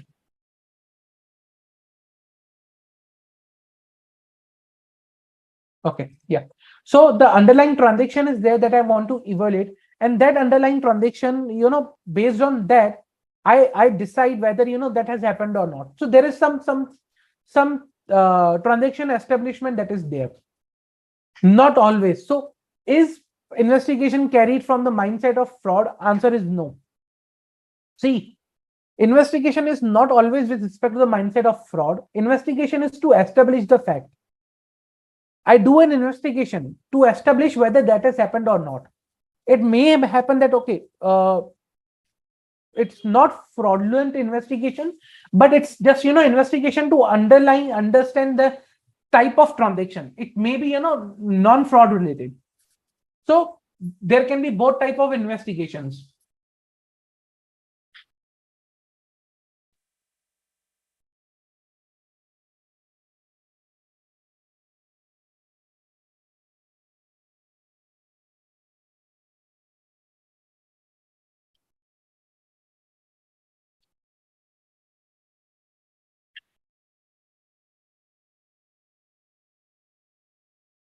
Any doubt?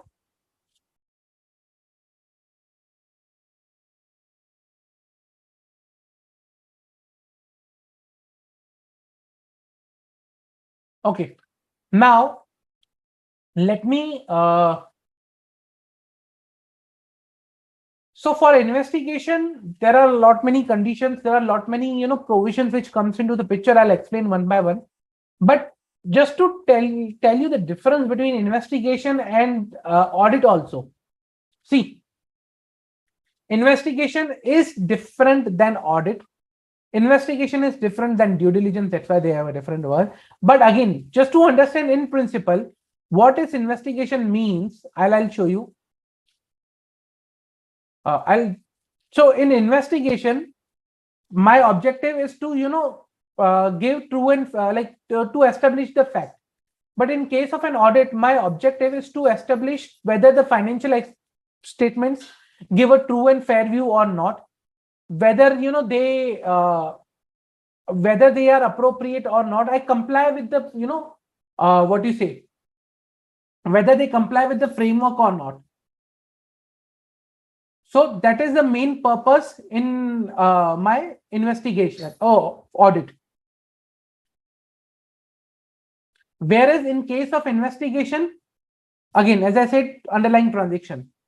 Number two, investigation, like scope of an investigation, again, is restricted to a transaction, not based on the, like audit. Audit, I have a full financial statement.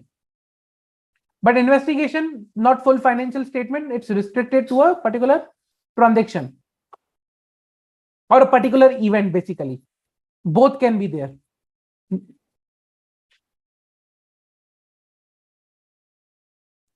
Then periodicity with respect to the audit. So audit periodicity is generally annually or depending upon the type of audit that is there. But in case of an investigation, is there any periodicity? The answer is no. So in case of investigation, the periodicity is basically defined on the basis of the nature of the investigation that has been carried out and the details of the investigations that has been what you can say, opt for.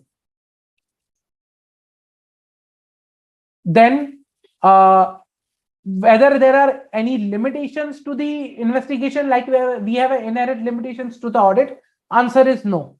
In investigation, you do not have any inherent limitations. Evidence that is being collected in investigation is conclusive, that you don't have a chance, like may not work. So conclusive evidence. But in case of audit, you say material, based on the material information, based on the material evidence. So we provide a reasonable assurance in case of audit. So in investigation, that's not a reasonable assurance, that a conclusive assurance that we give. Okay, that has happened. That particular transaction has happened. That is for sure. Okay. So that is in the difference between your investigation and audit. Again, audit is, auditors are appointed by the company, BOD, shareholders. In case of investigation, it may happen that, investigator is being appointed by regulatory authority, is being appointed by the third party, is being appointed by, any regulatory authority. So it's not necessary that it is appointed by the company or board of directors or shareholders. So that is a basic difference between your investigation and your audit.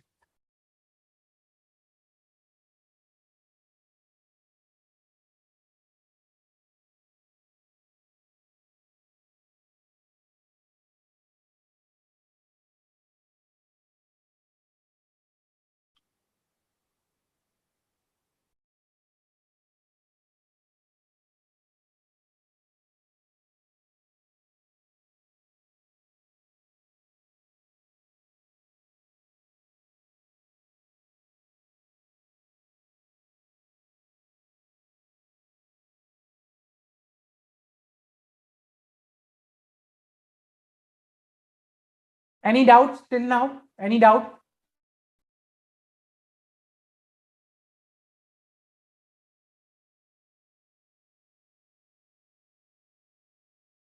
Any doubts with respect to investigation and audit difference?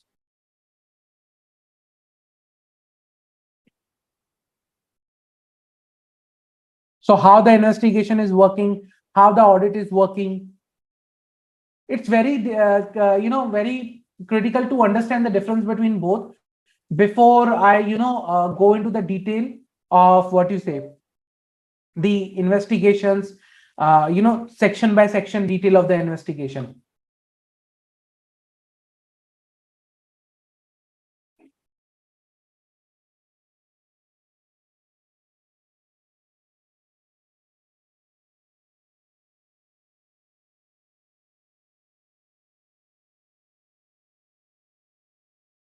Okay. Now, let me cover the detail with respect to the various regulatory requirements for the investigation that are there.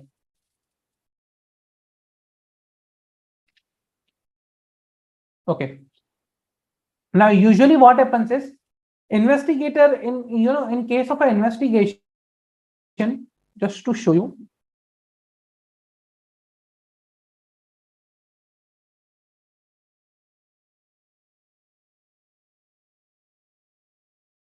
Now, in case of a process, when I talk about the process of investigation,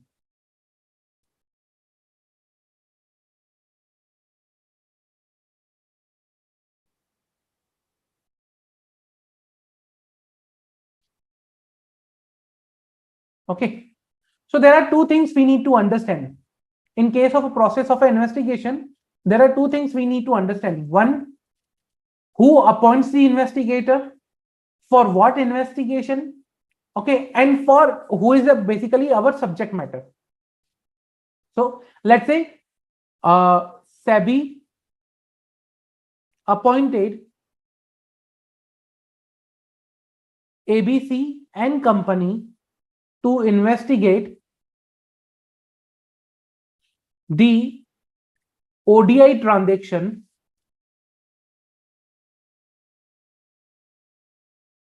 performed by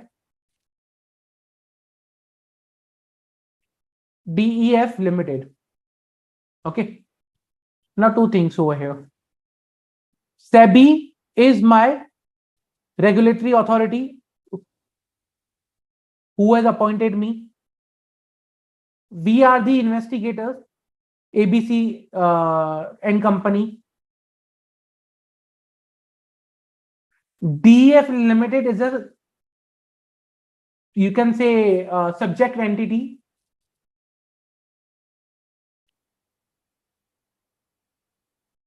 And this is my subject matter.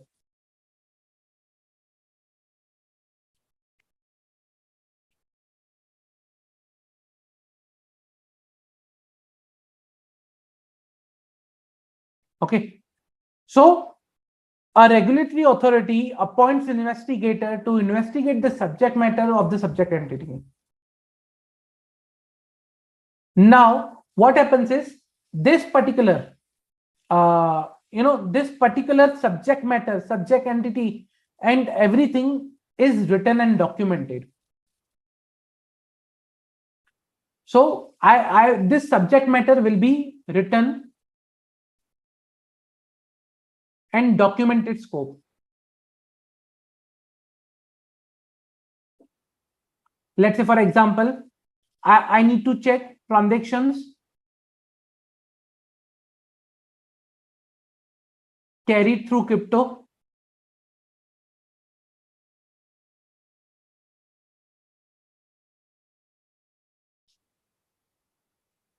Okay. Then I need to check investments made by subsidiary of DEF.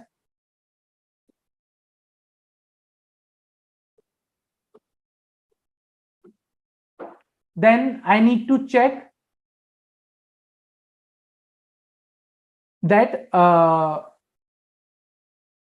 investment made by, and if any, who is the beneficial owner of that interest investment.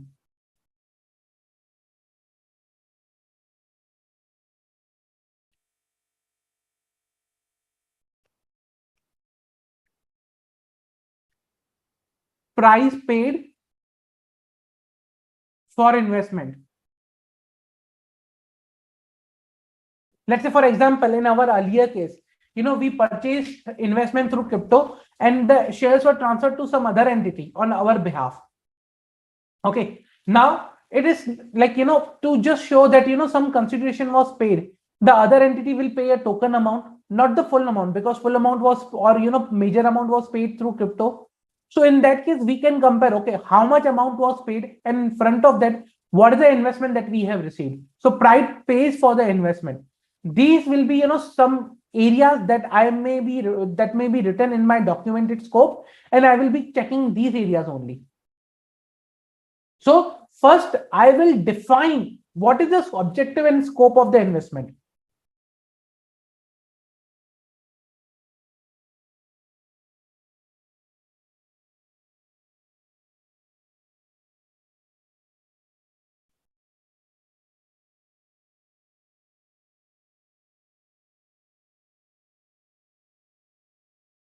Sorry, not investment, but investigation. Apologies.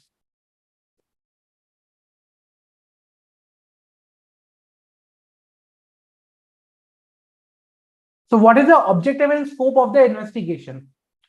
First, I will define that. That's the first step I will perform. Then, once I do that, okay, now what I need to do is I need to prepare the plan for the investigation. Okay, plan means to each and every area over here. Let's say, for example, transaction carried through cryptos. I will check, okay, like I'll check these following areas. I need to understand the crypto accounts held by company,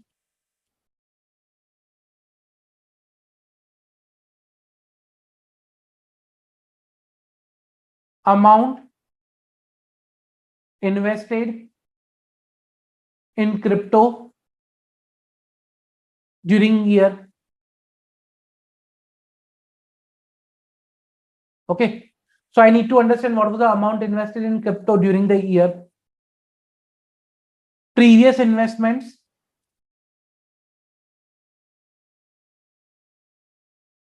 and their opening balances and their current balances rather. So these are the areas I need to, further investigate. Okay, now to these areas, to investigate these areas, I need to perform some testing.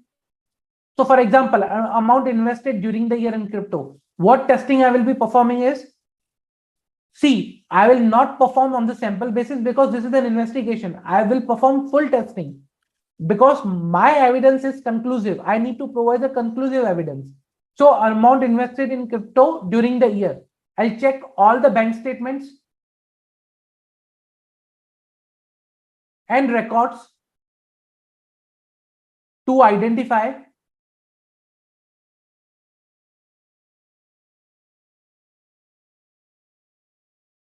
the investments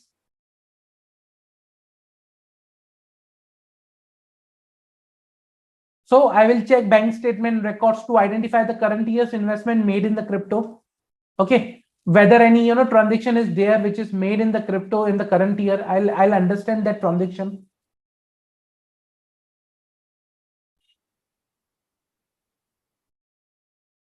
Then based on this, what I'll do is for each and every area, like is there any investment made by subsidiary of DEF Limited?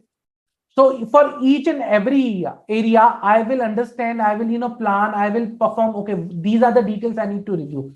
These are the details that I need to check. These are the details I need to, perform testing of, full testing basically of that. So that is known as second area, basically, or second step of investigation.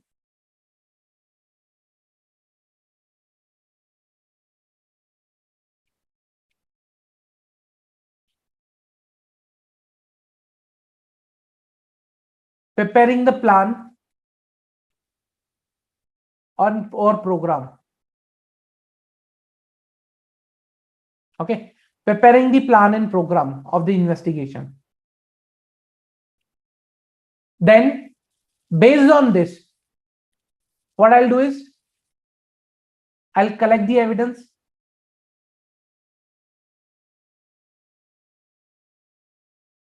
Okay, this was the transaction that was done during the period. They invested this much amount. Okay, DF Limited acquires this much investment in the current year of DF subsidiaries acquired these many investment, or they made these many investment in the current year.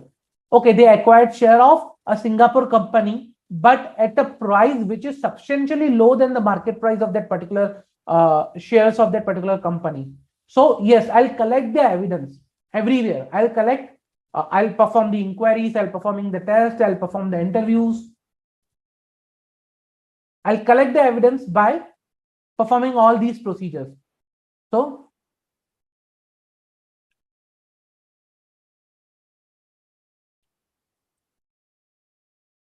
through inquiry, through test, interview. Okay, I'll perform all these things. Then whatever evidence is collected, I will take that evidence. Okay, I'll accumulate the evidence and I'll perform the rest of the testings also to collect all the evidence. So the third step will be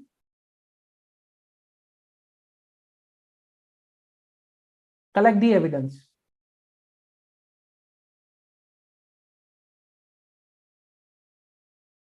Now, what I will do with this evidence? With this evidence, I will go and I will see one, whether the crypto transactions were made to avoid ODI regulations.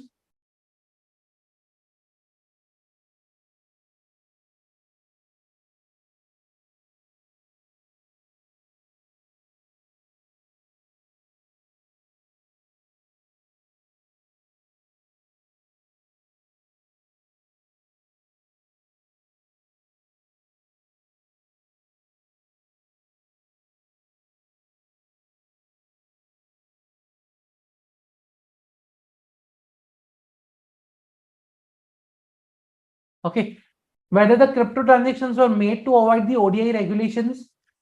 I will carefully analyze all the facts.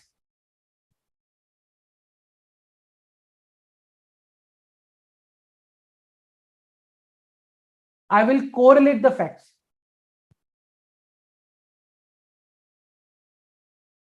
In law, there are two types of evidence. Generally, one is the direct evidence, one is circumstantial evidence.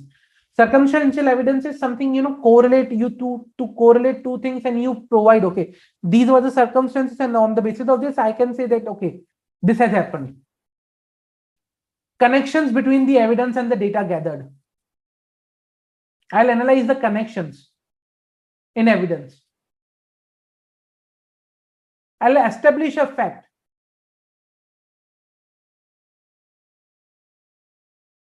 That has happened or not, but with reasoning.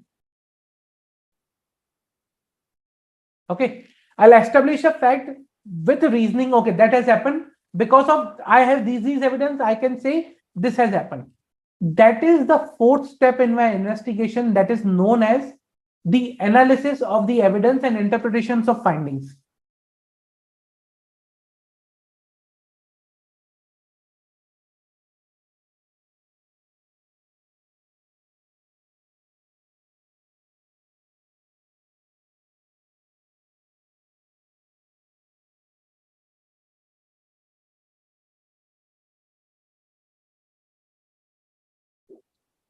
Wherein I understand what is the evidence, I analyze the evidence, and accordingly, I establish a fact with reasoning.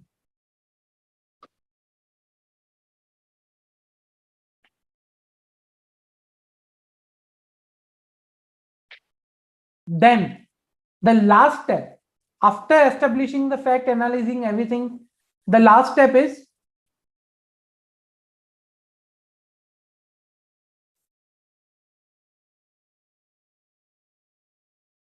I will prepare a report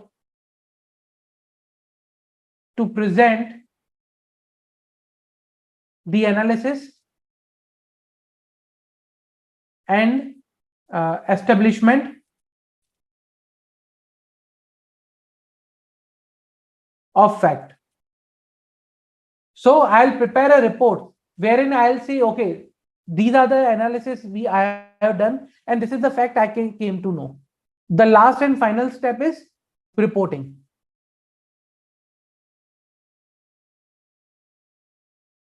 In my investigation, this will include, relevant items in the report will include the relevant items which will support my findings or conclusion, which will help me to communicate that, okay, this is the analysis I have done.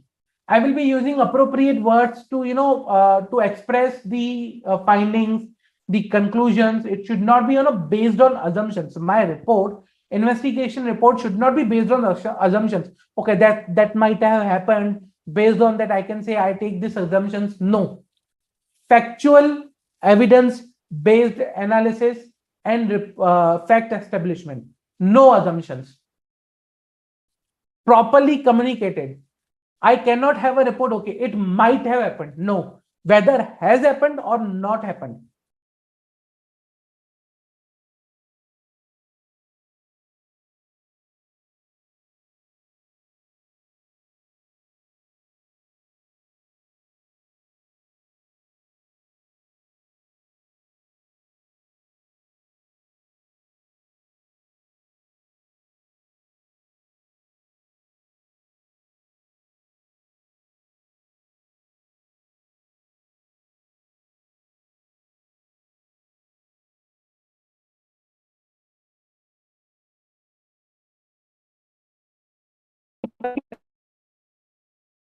For the investigation, how the investigation is carried, how the investigation is performed is very critical to understand.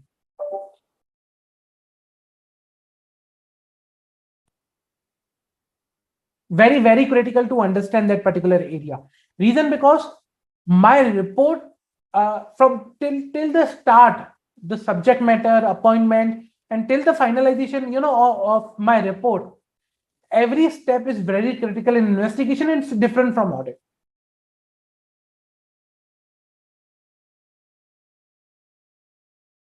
I hope I'm clear.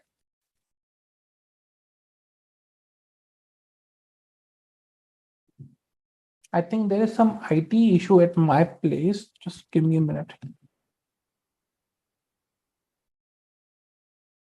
I'm not able to see any queries. Just give me a minute.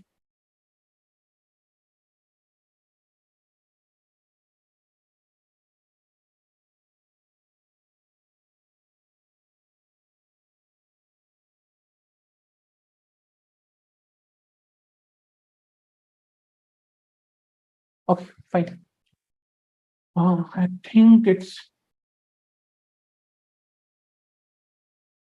yeah. Okay, yeah, it's working. So just a minute. Okay, yeah, I can see the queries now. So first query, what are the conditions to start the investigation? So conditions to start the investigation is you have been appointed by someone. So that will be the first condition.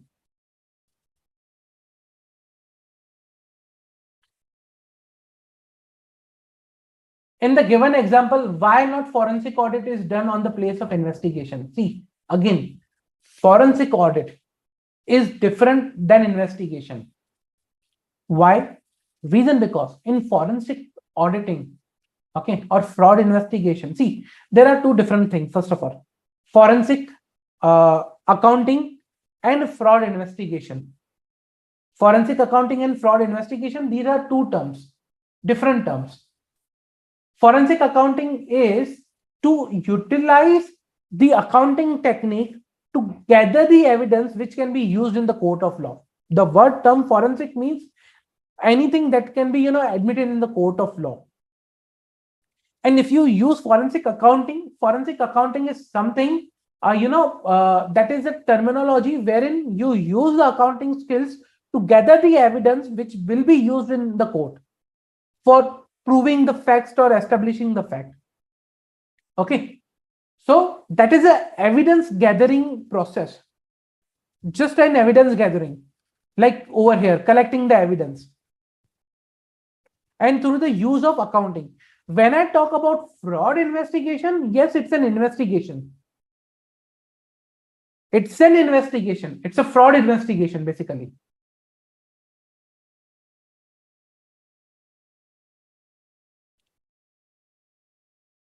Okay. So that's an investigation that I'm referring to.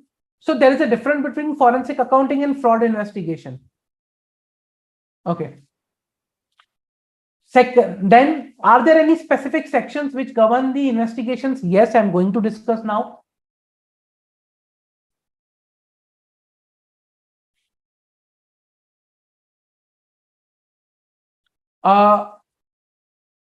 What is cryptocurrency and how these transactions can be identified in normal transactions?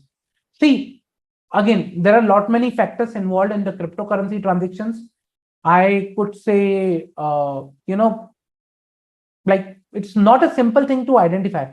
If it was a simple thing, then there was no need of investigation, basically. So there is a detailed understanding required how the transactions are being carried, where are they are routed, and everything. It's a detailed investigation requires planning, performing, and everything. So it's not a basically I can say very easy to identify.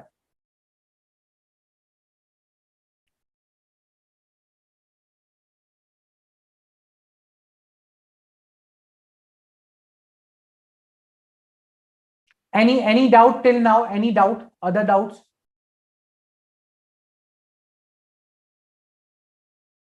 Not necessary that always a regulatory authority starts the investigation. Let me show you some of the cases for the investigations, like based on the details that we have.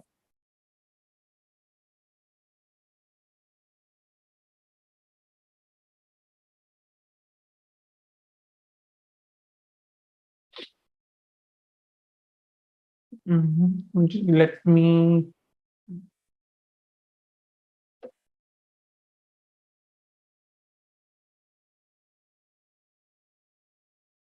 Okay. So provisions of Companies Act with respect to the investigation. Okay, now I'll talk about some of the provisions, legal regulations with respect to the investigation.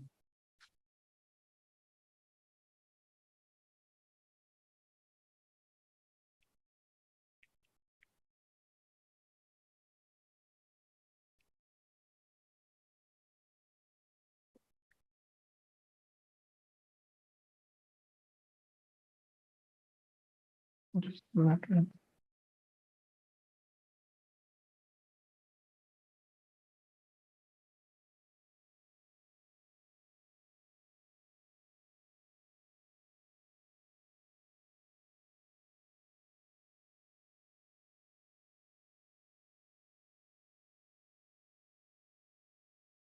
Give me a minute.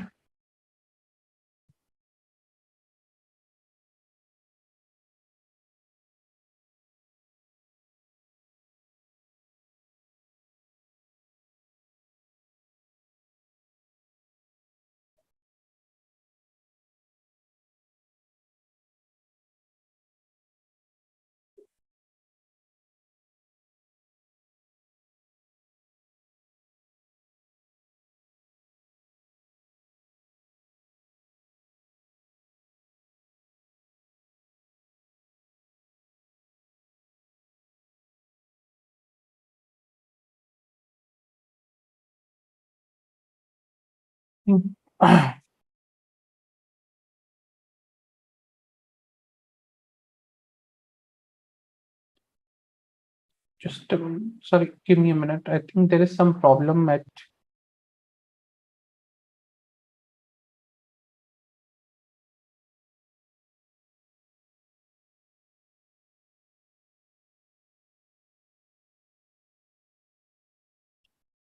Okay.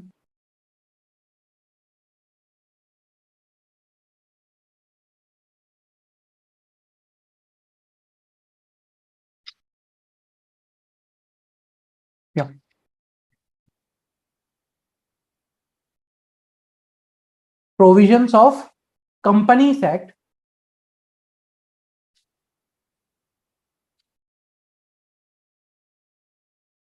with respect to investigation.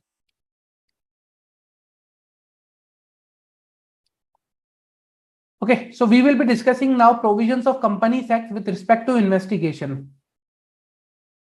Now, these provisions, govern that how an investigation should be done. What are the scenarios when an investigation can be initiated? So, first, Section 220 or 210 of Companies Act, wherein by the order of central government, investigation can be initiated by an inspector. So, investigation by the order of central government, investigation by inspector. So here the person who will be performing the investigation will be inspector. And what is the provision is when if central government, if central government is of the opinion that that it is necessary to carry on the investigation, that it is necessary to carry on the investigation because they have received a report from the registrar or based on the special resolution passed by the company in public interest or on the basis of the order of the tribunal, then they will order the investigation. So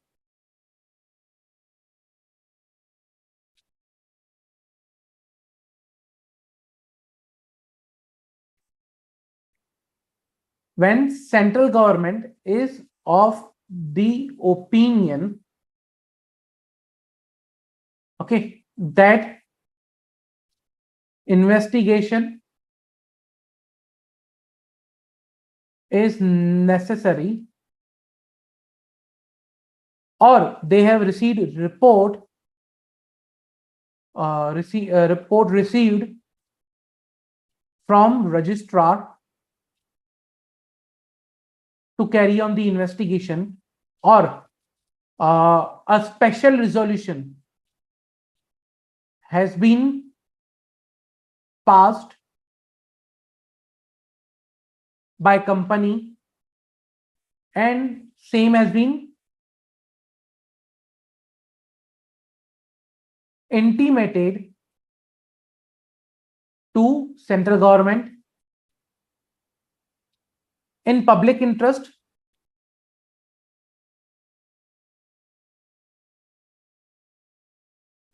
central government thinks that it is necessary or on the order of tribunal order of tribunal or court is passed to carry on the investigation.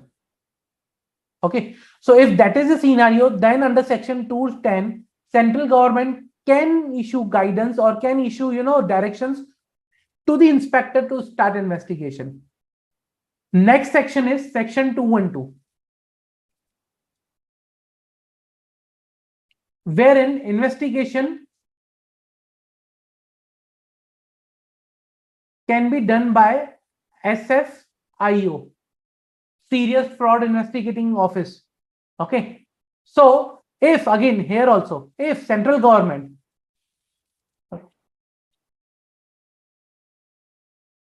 is of opinion that it is necessary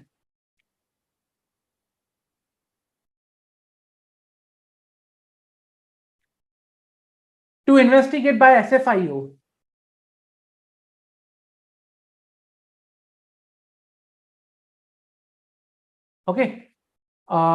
because they have received a report from registrar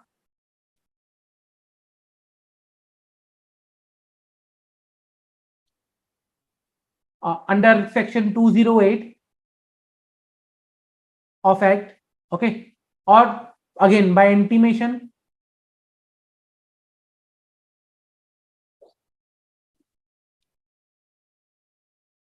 through special resolution that has been passed by the company in public interest, okay, or any request received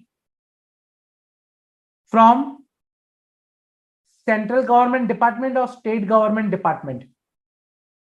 Okay, if any request has been received from the central government or state government department, then investigation can be carried. If the case has been handed over, or if the case is handed over, okay, to SFIO, then no other agency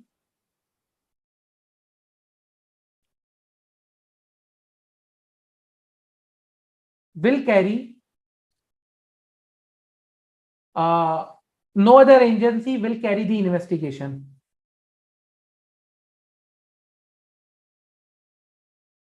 Because SFIO will carry the investigation, all the investigations now will be carried by SFIO. No other agency of central government, state government should proceed with the investigation in that case. Employees and officer of the companies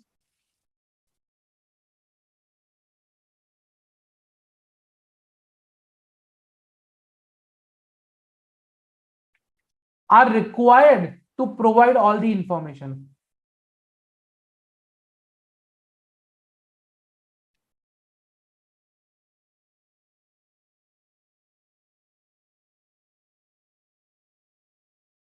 So that is section 212, when SFIO has been, directed by the central government to carry on the investigation. For a particular matter where central government thinks it's necessary.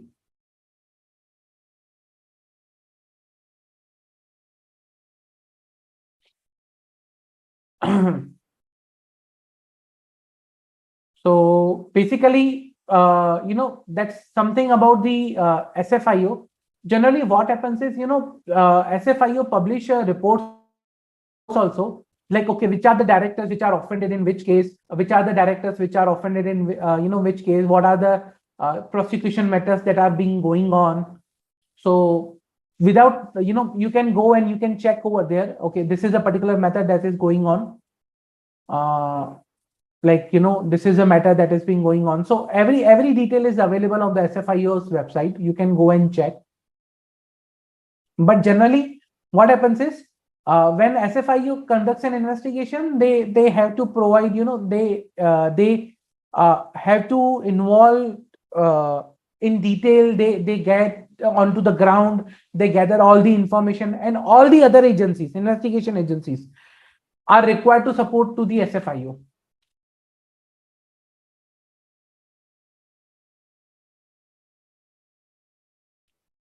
Okay. Then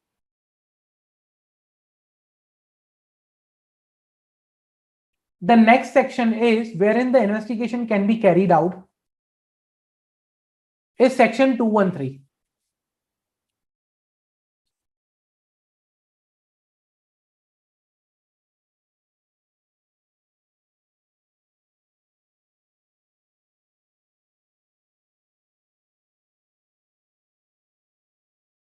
Okay.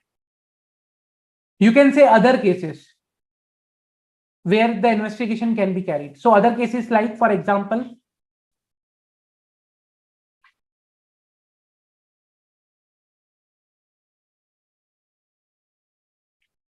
tribunal can order investigation.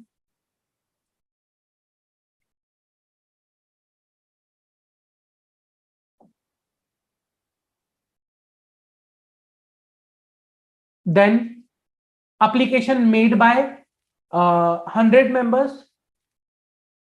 Application made by 100 members, or 1/10 of the member, or 1/10 of the member holding share capital. So 1/10 of the share capital. In case where there is no share capital, 1/5 of the members.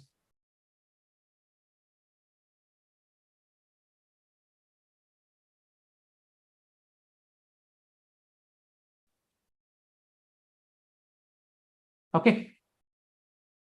When the third area is application by any other person. Application by any other person, but there are conditions to this.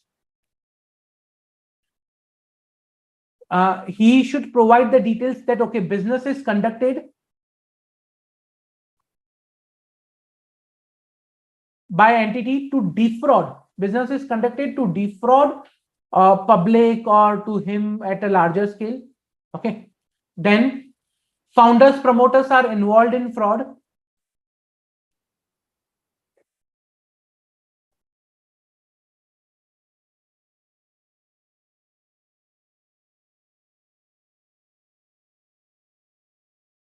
Or members are not informed about the affairs of the company.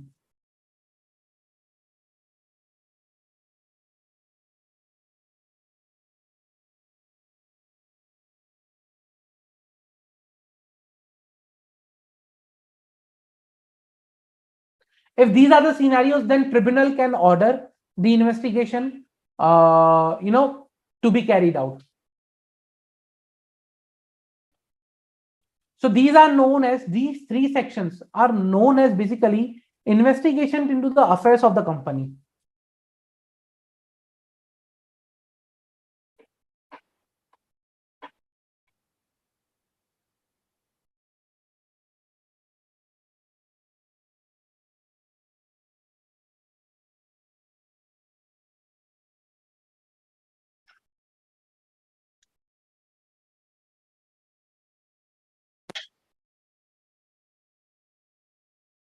Just a minute.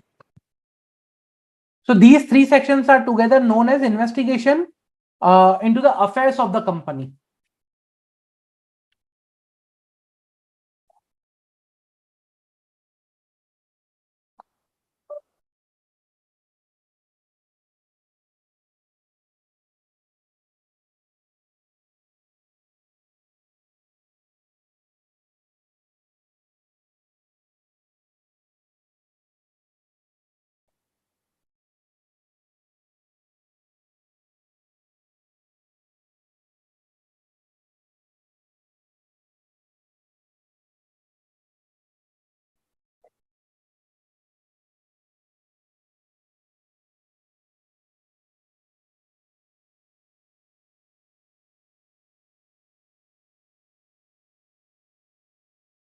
Okay.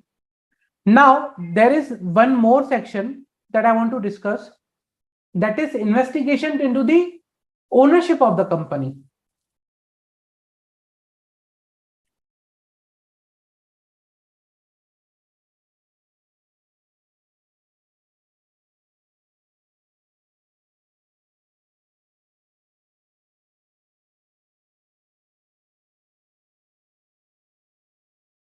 Okay. Here under section 216,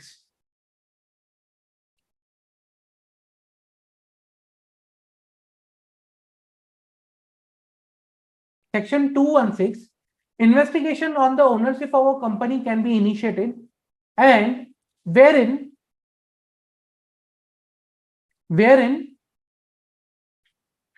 central government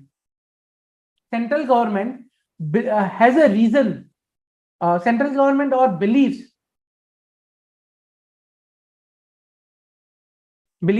that there is reason to do so.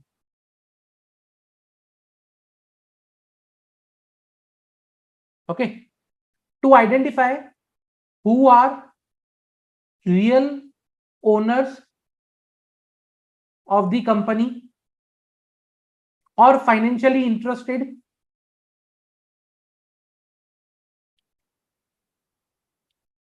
in the company, who are controlling the company.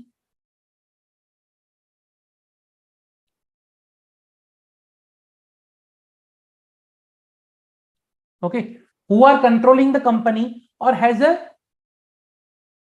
material influence. Material influence on the company.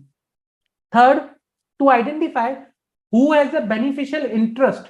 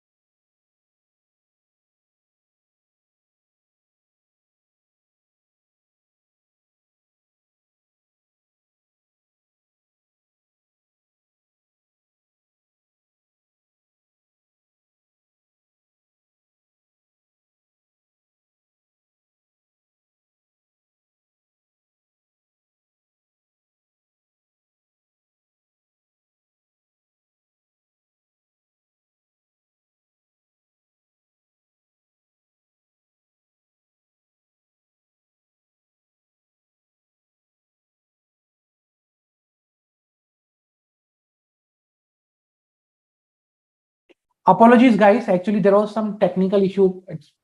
IT is giving me a lot of trouble today. I'm really sorry for that. So IT is giving me a real hard time today. Okay. So yeah.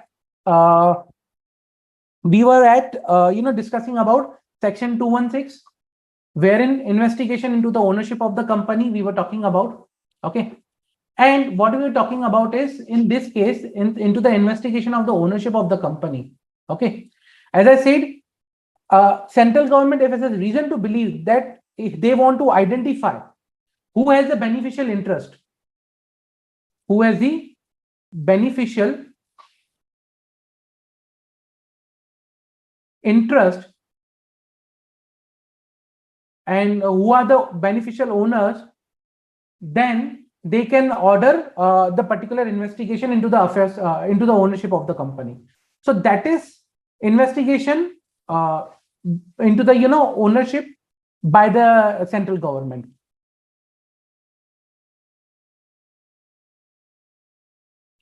So yep, that's the section where the investigations can start. Any doubt till now?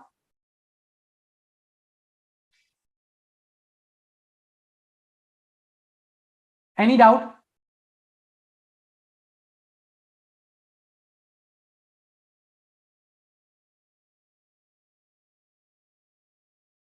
Yes, Ranujay, actually, sorry, there was some technical error, technical problem. You can say, IT is giving me a very hard time today. Yeah. Okay. What I suggest is, guys, in the next lecture, I will be covering the powers of the investigator that are being there. I will be covering the forensic audit, accounting, and the fraud investigation part of the same. And then I will move to the internal audit, operational audit, and management audit chapter. Okay. So please be prepared with the rest of the topics, that forensic accounting, fraud investigation, that I will be covering in the next lecture. I'll be covering the questions for this particular investigation topic and for forensic accounting, fraud investigation. Then I will be covering, internal audit, management audit, and operational audit. So that will be the target for the next lecture. Thank you guys for being part of today's lecture. I hope you liked the content, but please do provide me your feedback, that you need something additional from our side. I will be happy to provide you. I will be happy to share with you guys.